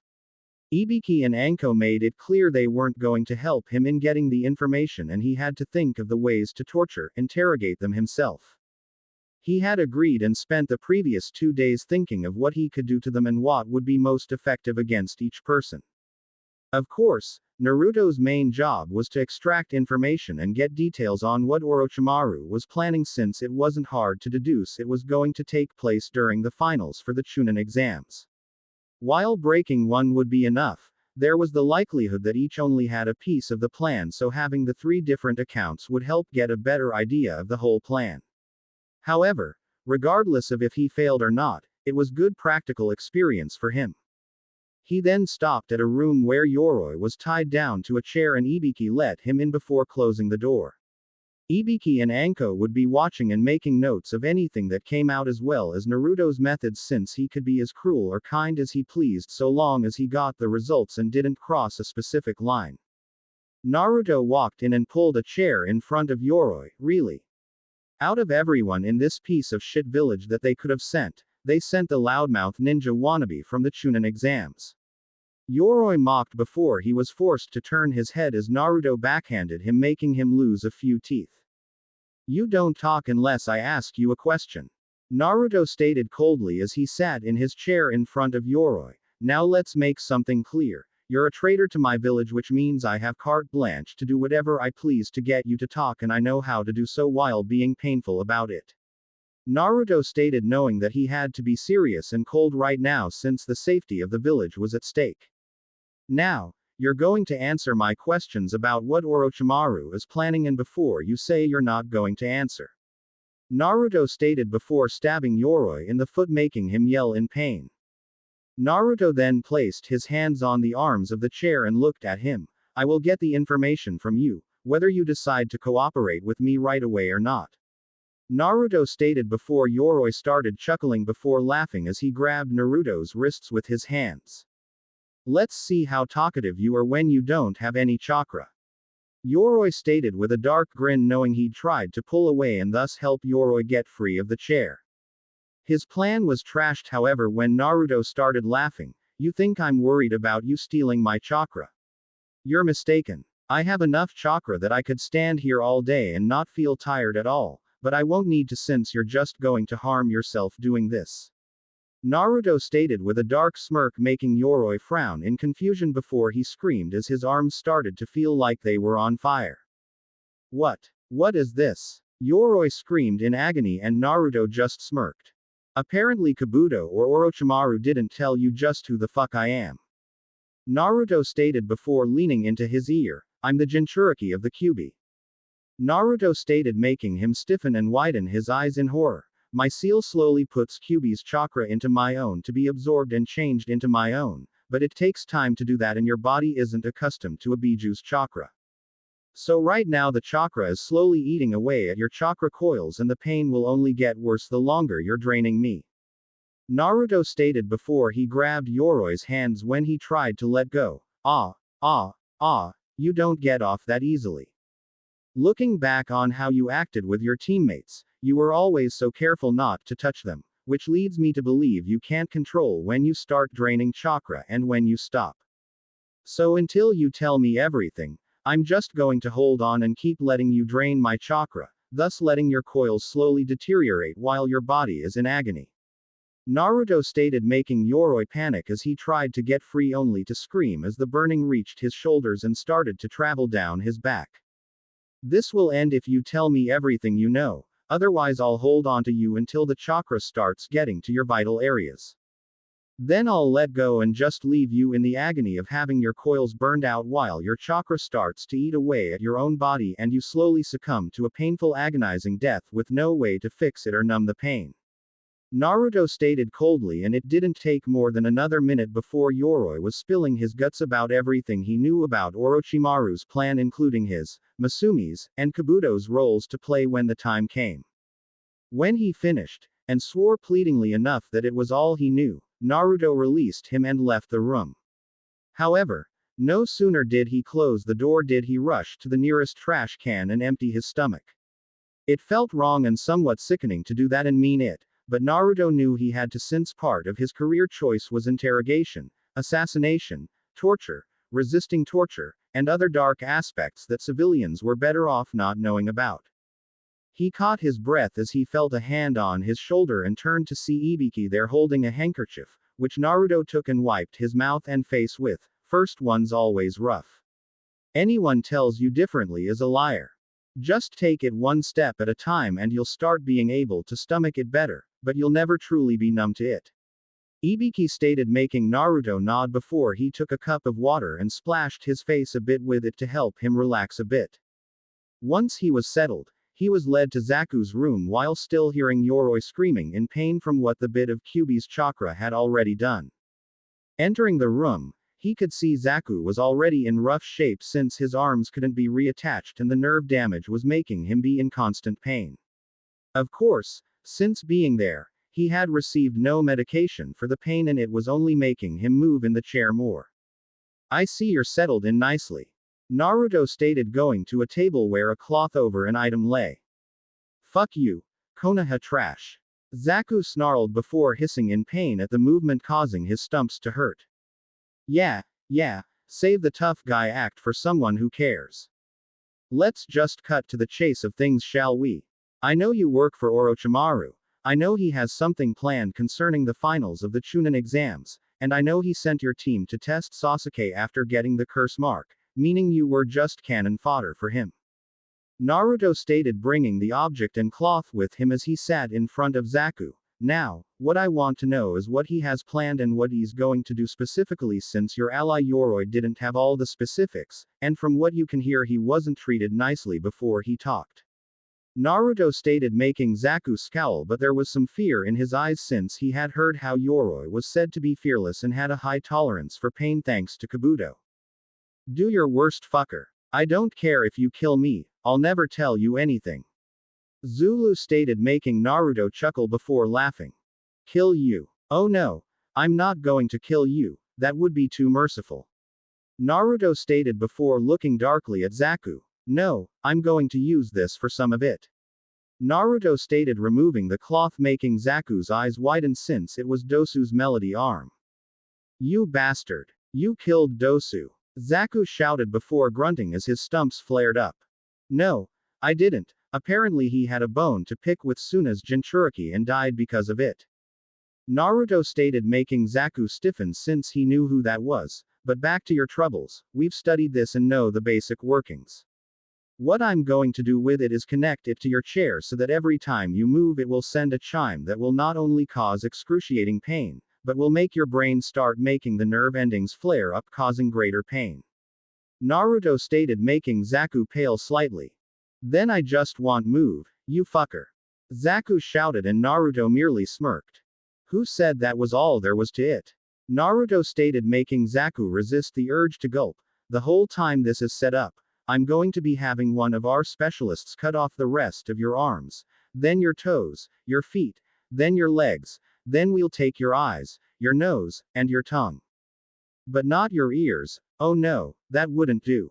After we stabilize you and ensure you're not going to die of infection or anything, I'm going to have you transported to a town in Fire Country, asking people to take care of you and compensating them. However, the whole time you'll have to hear people talk about that thing, how that thing used to be a person, what happened to that thing to make them that way, what could have happened to that thing, look it's that thing, and so on and so on. I'll have a ninja come by to check and see if you want to talk, and if not we just move you to a new town where you'll have to hear it all again and again, since I can use this little trinket to make sure you hear every single detail and word spoken about you, but you'll never be able to do anything about it. Then, once you've broken and told me everything, will I be merciful and kill you, but if the info is wrong or becomes useless then I'll leave you like you are for the rest of your life as you drive yourself mad hearing everything. Naruto threatened, making Zaku pale considerably while looking sick at the thought of that. Needless to say, Zaku quickly spilled his guts, Figuratively, as being in prison was better than that. Ibiki took down everything since Anko was, well, I think I'm in love. Anko shouted with hearts in her eyes. What she had witnessed was so cruel, sadistic, and unnecessarily brutal that it made Anko's heart skip a few beats and her body to heat up. She'd definitely be spending time helping Naruto now, if only to see if his stamina related to other matters too. Ibiki merely sweat dropped and kept writing down the information. Right, maybe keep taking the information since we need to know everything. He stated, making her pout before she started writing down things too. Within 10 minutes, Naruto had all that he needed and left Zaku to stare at the melody arm in fear since it could still be used to inflict some pain just for the hell of it. Now it was Kin's turn, and Naruto had an idea, even if it was a bit unorthodox and maybe a tad perverted. He honestly didn't like to hurt women that couldn't fight back, so he went with the other form of torture. Entering the room, he held down a blush since unlike the other two, Kin was in her underwear, which were both black and showed her budding figure, and nothing else. The reason being because kunoichi typically had more areas to hide things with than males did. He also idly noted that she was a C-cup. Looking up, she snarled at him, already guessing he was her interrogator torturer. I see they made you comfortable. Naruto stated before going and grabbing a tray covered by a cloth before moving to sit in front of Kin. Do your worst, pervert. I can take pain and torture. Kin stayed, making Naruto shrug. Torture will happen, but it's not gonna be painful. Naruto stated, making Kin stiffen and narrow her eyes. Fuck you, bastard. I'll bite my own tongue off before I let you rape me. Kin stated before she was slapped hard and helped by the throat. Kin looked up and shivered in fear, seeing the dark look in Naruto's eyes as well as them flashing red for a second. Let's make one thing perfectly clear, I do not rape women. Is that clear? Naruto growled out, and Kin mutely nodded her head before Naruto let her go. Good. As for your torture, don't worry, neither myself or anyone else is going to lay a finger on you while I'm interrogating, but you'll still be enjoying it. Naruto stated, making her frown in confusion before Naruto took the cloth off the tray. Those are my bells. Kin exclaimed in shock while seeing there was something else on them that looked like weird scribbled lines. Correction. They were your bells. After examining them and then working out how they operate, I had 2 teachers of mine help me change them to suit the need I have. Naruto stated as he took the bells attached to Sanbon and stabbed them at different spots in the chair before sitting and showing he had ninja wire connected to the bells in his fingers. So what? You're going to put me in a pain illusion? Kin asked, not seeing what the big deal is. Naruto's reply was merely to smirk before he flexed his fingers, causing the bells to jingle. Immediately, Kin jolted in the chair with a squeal as her panties got wet and her nipples hardened. Anko and Ibiki were both surprised at the reaction since they didn't know what Naruto had planned, just that he did in fact have a plan. What was that? Kin panted as her whole body was hit with a wave of pleasure the moment she heard the bells ring. Oh, with the help of my teachers, I reversed the effects of your bells. Instead of pain, they give pleasure by taking some of my chakra and sending it to your brain via sound waves. It's only hitting you even harder, since it turns out, my chakra is actually a body stimulant close to that of an aphrodisiac, so it has even greater effects on women. Naruto stated as he jingled them again, making Kin release a long moan, and depending how hard I make them jingle and the order, then the various levels of pleasure you receive. Naruto stated as he jingled them again. And how is this torture? Kin asked, panting with a blush on her face. Simple. The bells are also wired so that no matter how much pleasure they give, you'll never be allowed release. Naruto stated, smiling as Kin looked at him in horror. Yup, I can give you as much pleasure as possible, but that not an itch you feel will never go away. Stuck in a perpetual aroused state with no hope of achieving orgasm.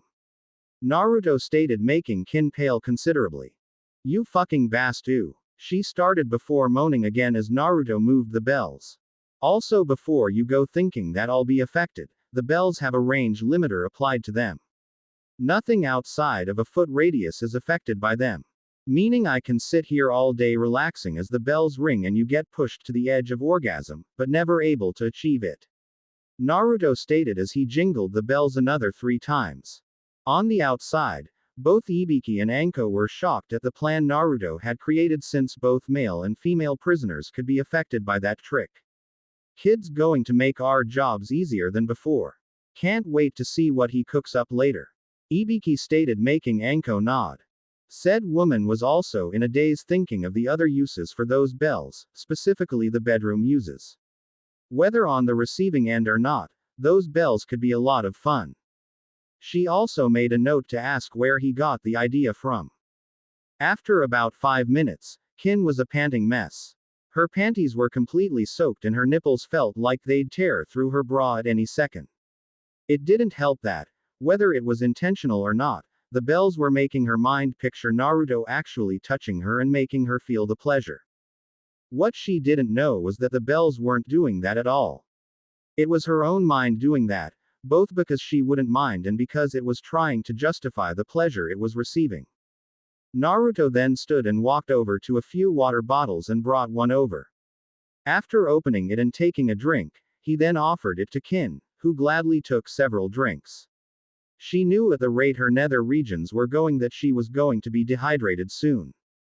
Naruto then removed the bottle and capped it, letting Kin take some breaths. Are you ready to talk?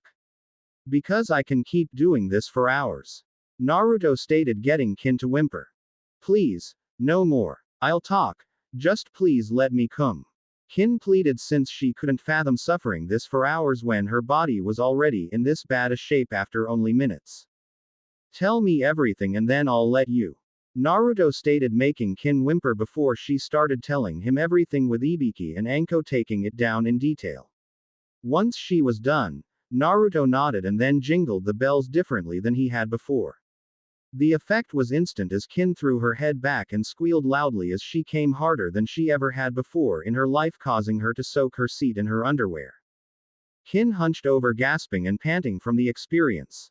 She almost felt like she was floating during the experience as it was that pleasurable and satisfying. Well then, besides someone coming in to re-verify the information you gave us, we're done here. Naruto stated as he stood to leave. Wait. Kin asked breathlessly, making Naruto pause. Please, take me as your slave. She asked, making Naruto stiffen and the 2 senior interrogators to raise their eyebrows in surprise. I know what awaits me. Death or imprisonment in an unimaginable hell. I don't want that. The pleasure the bells gave me, my mind saw it as it all coming from you and made up various scenarios for it. Please, I'd rather have the pleasure than the pain, and I've already betrayed my village entirely. Kin stated in a desperate tone as her body wanted a full sexual release instead of just a sensational one. Naruto was silent a long moment before he answered. I can't promise anything. I don't know the laws and procedures concerning this, and I believe the Hokage has a say in it. If it is possible, then I will do it, so long as you actually want it to happen and not just because you're in a haze of lust and pleasure. Naruto stated as he looked back at her before heading for the door. Thank you, Master. Kin stated as Naruto left and found Ibiki and Anko there waiting for him. Naruto merely looked at Ibiki as they walked to deliver their reports to the Hokage. She's not wrong in the fact all that awaits her is a cell in a prison or execution, since she not only joined a traitor's village but also helped a plan to invade the village. While not common nowadays, captured ninja have become slaves either to the ruling authorities or the one who broke them. It was usually used for captured ninja that had bloodlines, a unique skill or trait, are considered extremely talented, that offspring from them would benefit the village should they have any. Especially if their owner had a bloodline as well, since that increased the chances of a new bloodline or a child with both. Normally the Hokage has the final say, but usually they allow it for the person that broke them unless a lord or lady requested the person be their slave. Ibiki explained since it was true, and Naruto merely nodded. I see. Well, if the Hokage gives permission, then I will offer her the chance when her mind is clearer than it was in there. I don't want to take her in and then have her resent me because it wasn't what she honestly wanted. Naruto stated as he'd take her in if she wanted, but he sure as fuck wasn't going to exploit, force, or use her in any way. He wasn't like Zabuza seeing someone as a tool until they managed to prove themselves enough, and he sure as fuck wasn't going to be like Gato. That's respectable, kid. Just make sure your enemies don't always know that, or they may try to take advantage. Ibiki stated, since a person could have honor and respect, but you can't let it be the leading forces when in battle, since in their world the only thing that mattered was you won and lived and your enemies lost and died. Granted, there were exceptions, since capturing enemies for information, bounties, hostage exchanges, double agents, spies, etc. were always a good thing to do, have. They were more key in wartime, but having them in times of peace meant there was a chance of preventing war. Ibiki broke from his musings as Naruto nodded. I know, Ibiki-sensei. Naruto stated, making Ibiki nod as they walked before Anko chimed in. By the way, kid, where did you come up with that torture for kin? Anko asked, and Naruto chuckled slightly while scratching the back of his head. I had help from Jiraiya-sensei and Kurenai-sensei. I had the idea when I heard some women complaining that their partners were torturing them by never letting them finish. I hadn't fully understood what they meant until later, but I figured it out and then asked Jiraiya and Kurenai for help in making the bells able to do that for the genjutsu 2 days ago. Jiraiya made seals and Kurenai helped figure it out for genjutsu related, thus the final product. Naruto stated, making them blink a bit, since it was an ingenious way to use the genjutsu since it was bulked up by the seals. Okay, just one more thing, any chance I could get my own set to play with? Anko stated, then asked with a grin, making Naruto and Ibiki sweat drop. I guess, I'd need Jiraiya to make another batch of the bells though. Naruto stated, making Anko grin as they entered the office, seeing Hiruzen and Jiraiya there. The three then lost all relaxation and faced the Hokage seriously. Sir, we have a serious problem. Ibiki stated before they gave the three detailed reports on the matter at hand as well as the situation Naruto just found himself in. By the end of it, Hiruzen looked and felt a decade older. I'm seriously getting way too old for this shit. Hiruzen stated, getting chuckles from the others. You could always hand the hat over to me now, Gramps. Naruto stated with a grin, making Hiruzen chuckle. Sorry, Naruto. While you are indeed improving and getting closer to that goal, you are still a ways off from getting the hat. Hiruzen stated, making Naruto pout slightly, getting more chuckles from the group. Hiruzen then straightened himself and grew serious. Regardless, I want all Anbu recalled to the village and heavier patrols. I also will want extra members disguised around the nobles and civilians. Jiraiya, the snake summons will be your primary concern. Hiruzen ordered, going into full Hokage mode. Jiraiya nodded. Got it, but I'd also like to enlist Naruto and his clones in setting up a trap field outside and inside the village. The kid nearly took my head and my arm when I tested him in trap making, and I can only imagine what he'll do if we give him better supplies. Jiraiya stated, making them raise an eyebrow and look at Naruto. Hee, my pranks kind of gave me an in-depth knowledge of wires, subtlety, intricacy, and layers of attacks. Naruto chuckled slightly, scratching the back of his head. Very well. Naruto, you will have a few days before the finals to set up the outside traps. The inner traps will have to be done during the finals when we can have those not attending moved away from any potential fighting. Jiraiya, you work with him on the layouts since we can have our forces lead the enemy into the traps as well as know how to avoid them. Hiruzen stated, making the two nod before more specifics were discussed. 4 days later. 14th day. Naruto quickly moved his weapon to parry the attack aimed at him by his sparring partner and then quickly pressed the attack back, pushing it into a deadlock. Said opponent was a beautiful woman with purple hair and rust-colored eyes. This was Yugao Azuki, Anbu squad leader and swordswoman of the village and Naruto's sword trainer. While Jiraiya was away, he had stopped in Wave Country and heard about what Naruto had done. However, he also knew about certain traditions and rules the 7 swordsmen lived under. With that in mind, he explained some things to the people of Wave and they gladly helped move the 2 graves to within Wave's borders and had 2 proper headstones crafted and put in place while Jiraiya took the sword to give to Naruto. It was in the written report by Sakura, Tazuna, Kakashi, and Naruto himself that Zabuza stated Naruto had beaten him regardless of if Kakashi had wounded him or Gato's thugs had killed him. Because of this, under tradition and code followed by the seven swordsmen, the Kubikiribocho belonged to Naruto now. Naruto had objected at first until Jiraiya informed him of the traditions and the fact that someone at any time could just walk up and take the blade. Meaning that Zabuza's blade could end up in the hands of someone who wouldn't respect it like it deserved. Naruto had relented at that and began practicing with it while Jiraiya worked on something to help giving him more options in a fight. Which partly led to the current situation as Jiraiya had a seal engraved into the blade to allow it to shift in size.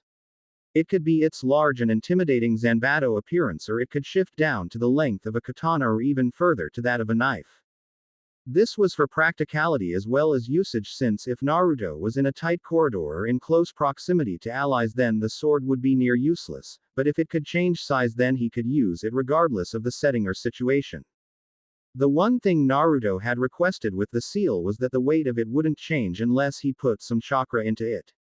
He didn't want to risk losing it while in the short version to an enemy, but if the shortened blade still weighed the same then it would be hard for an enemy to steal it.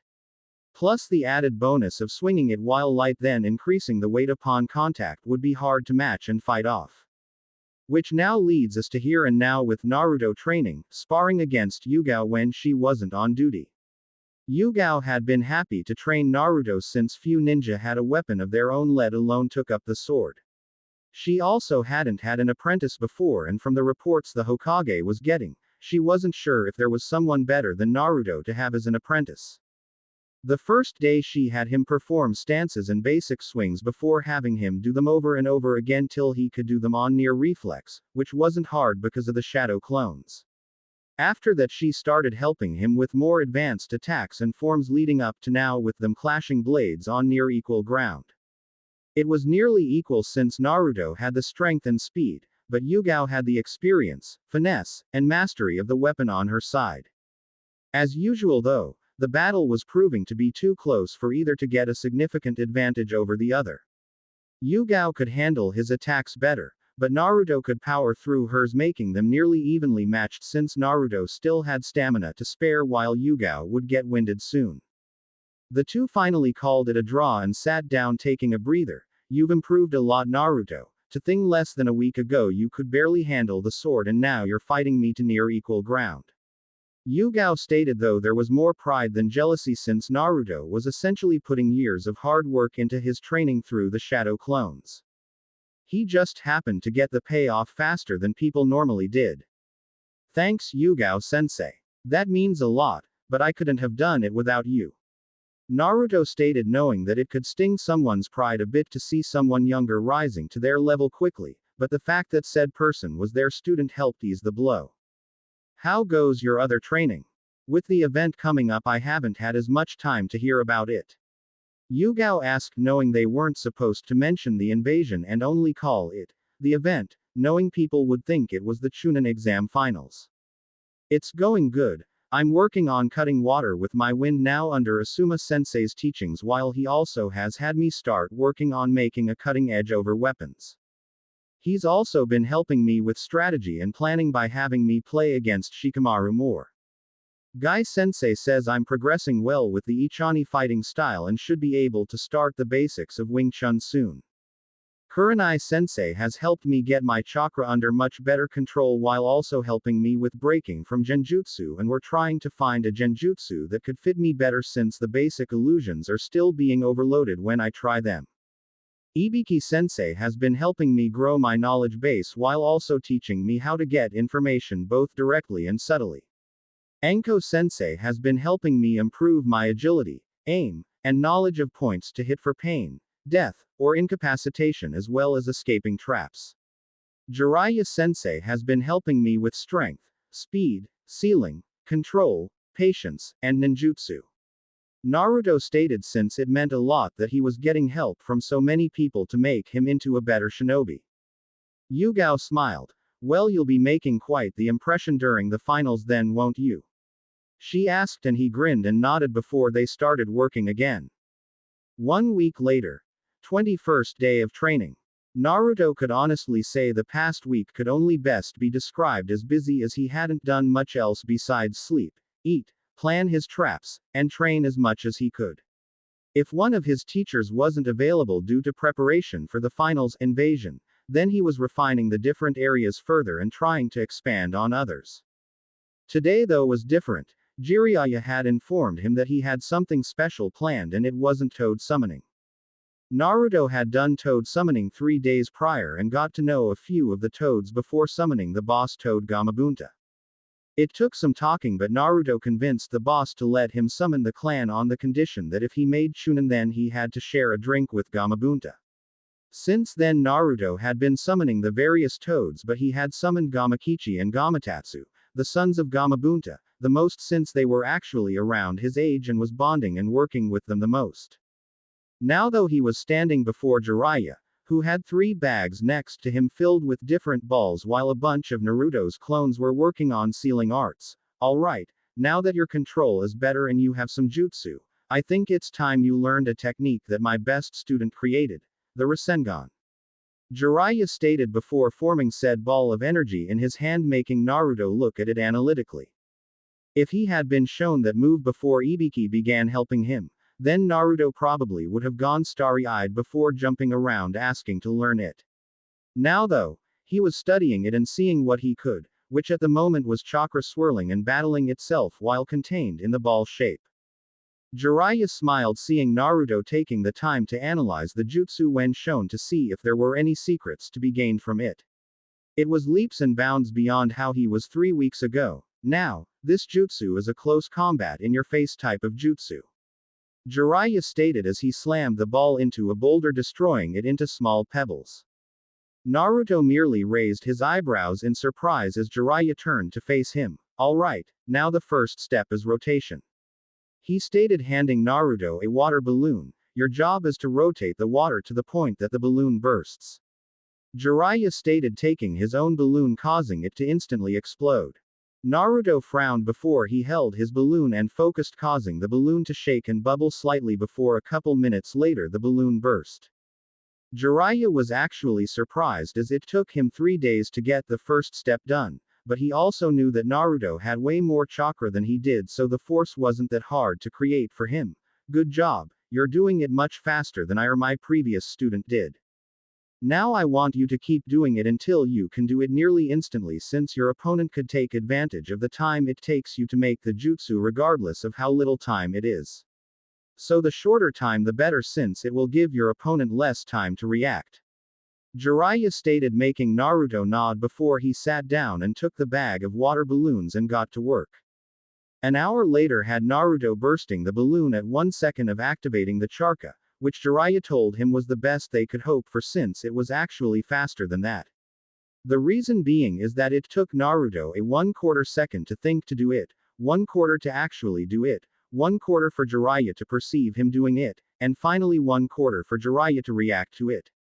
So in reality, Naruto was getting it done in about half a second despite them not being able to track it faster. Good job Naruto. Now the next step is power. Jiraiya stated as he took a rubber ball and caused it to burst loudly. This rubber is stronger than the balloons and there's no water to churn and help burst it. Jiraiya stated, handing one to Naruto, who quickly made it pop on one side. I figured this would be a bit easier for you than it was for me, but that's only because you have so much chakra and you're getting the control over it. However, you still have to keep working on it till the whole ball bursts, not just gains a hole. Jiraiya stated, making Naruto nod before he took another and started again. This time he took longer, letting the chakra build up before releasing the control, making the ball burst into pieces. Better, but you can't take the time to build up the power, so keep going. Jiraiya stated as he went to check on the clones' work. Naruto could have used his clones to do this much faster, but when it came to jutsu, he wanted to be able to perform it first before using clones to refine it better. While it may seem naive or silly, Naruto wanted to get control of the jutsu himself rather than let the clones do it. He enjoyed learning and mastering the intricacies of jutsu and using them, and the clones would shorten that. Thus, it took another 4 hours to finally get the ball to explode quickly, and Jiraiya gave Naruto the third step, one of the balloons from step 1, but this time full of air. Step 1 was rotation, step 2 was power, and now step 3 is control. You'll be creating the spiraling and power in the balloon, but you must do it without the balloon bursting, since it means you'll have the sphere going and contained in your hand. This was the hardest step for both me and my student. The way you're progressing should indicate that you'll have it at least close to ready by the end of the day. You'll know you've succeeded when the balloon is shredded while the ball of chakra is still in your hand.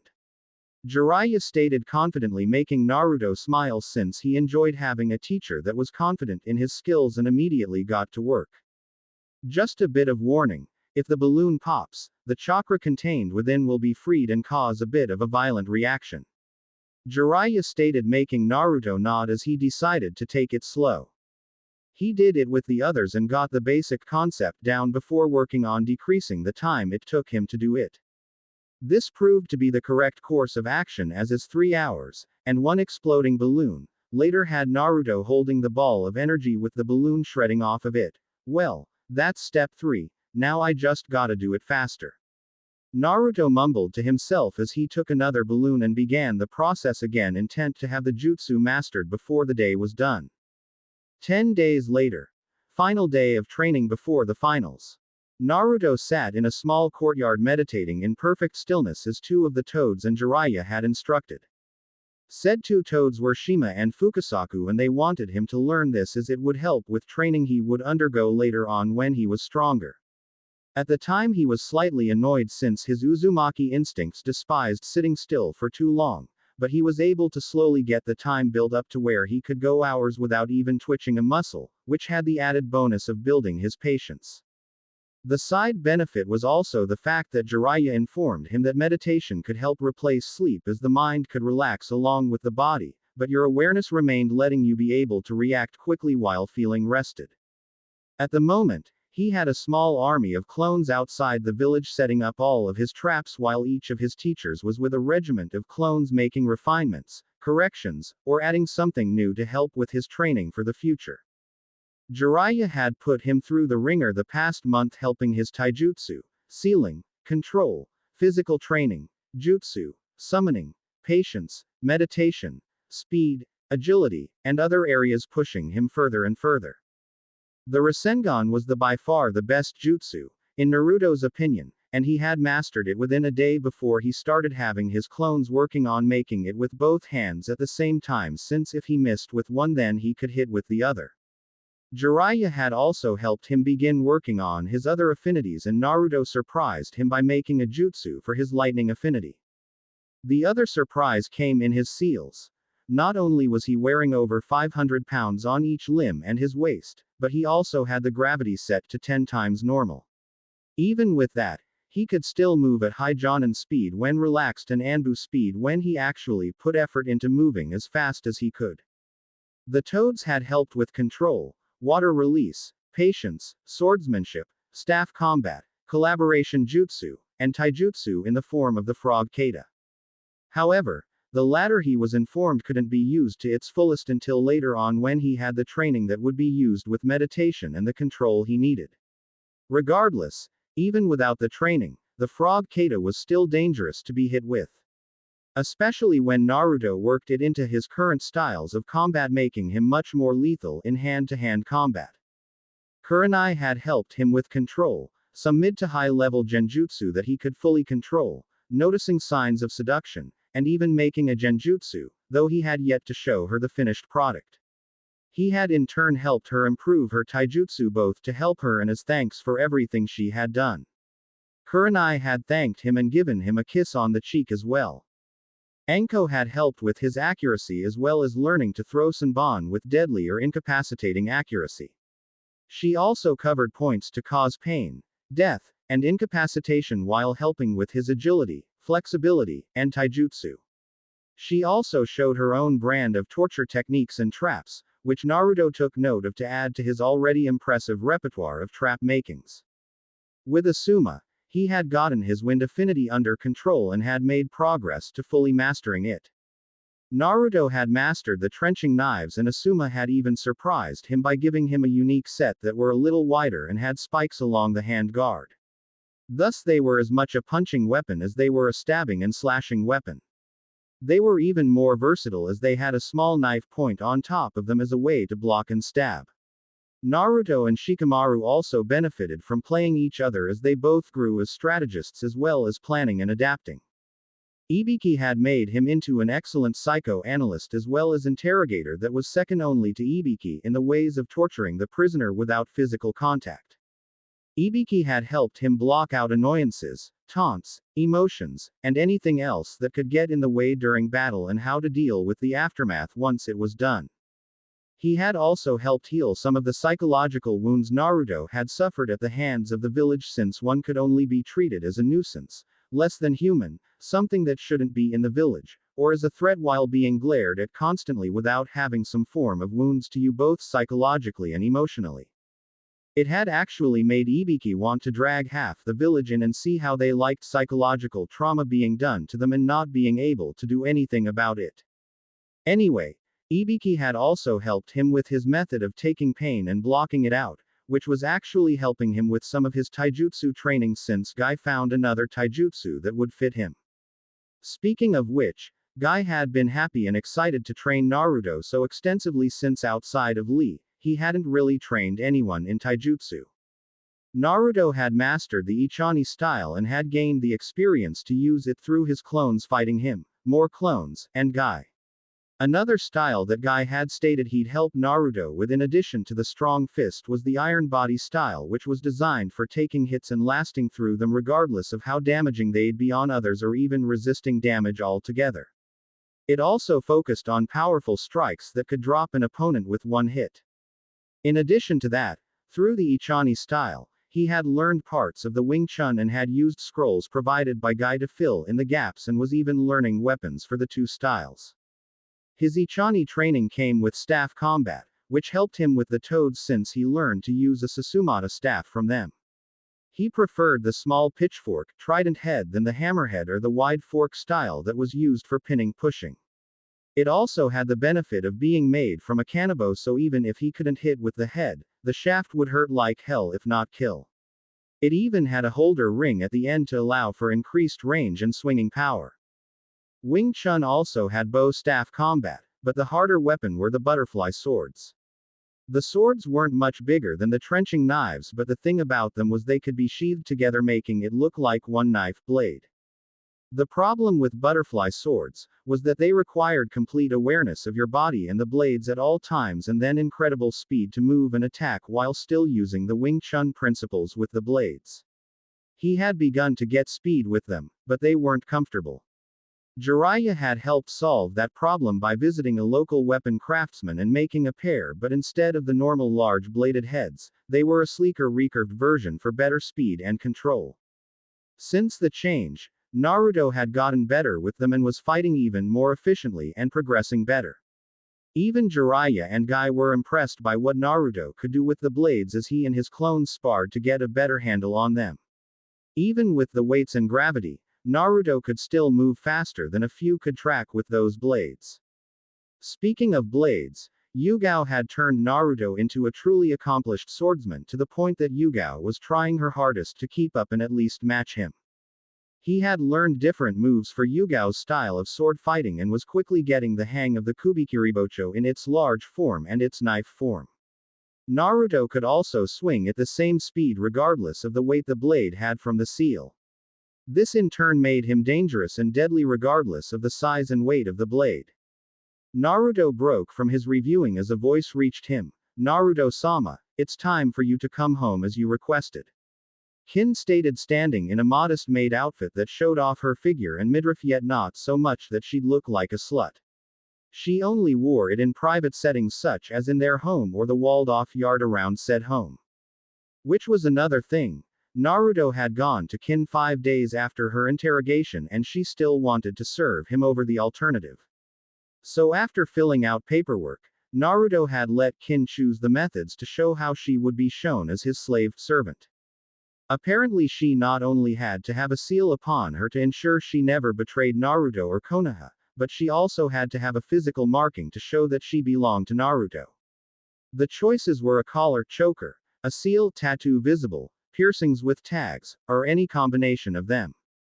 Kin chose a choker and belly button piercing, though Anko had talked her into piercings for her breasts as well. Since then, he and Kin has been living in their new accommodations. Said accommodations were the old apartments Naruto lived in, but Hiruzen had bought the place, renovated it, and turned the entire top floor into a penthouse before giving the deed to Naruto under the direction of payment for 3S rank missions integral to village security and safety. Even put the Hokage seal on the paperwork to make it official and unbreakable. Meaning anyone with a problem with his ownership and living arrangements could take their problem and shove it up their asses since no one would listen. Kin had also helped him with training as she had told him about the different sound-based jutsu and attacks her village had. It had given him some ideas and had a series of clones begin experimenting on it with a few promising results. He'd still need to experiment a bit, but if the early showings were this promising in him, then he'd have some attacks that were unique to him and him alone. Shaking those thoughts away, Naruto stood and smiled at his roommate, servant, since Kin refused not to stay in the penthouse with him. Thank you, Kin, let's head home. We've got a big day tomorrow. Naruto stated, making her smile and nod as the two walked back to the complex. Tomorrow, Naruto had a tournament and a war to win. And he'd ensure all of his opponents knew his wrath. Deep within Naruto, a certain fox watched with interest. Thank you.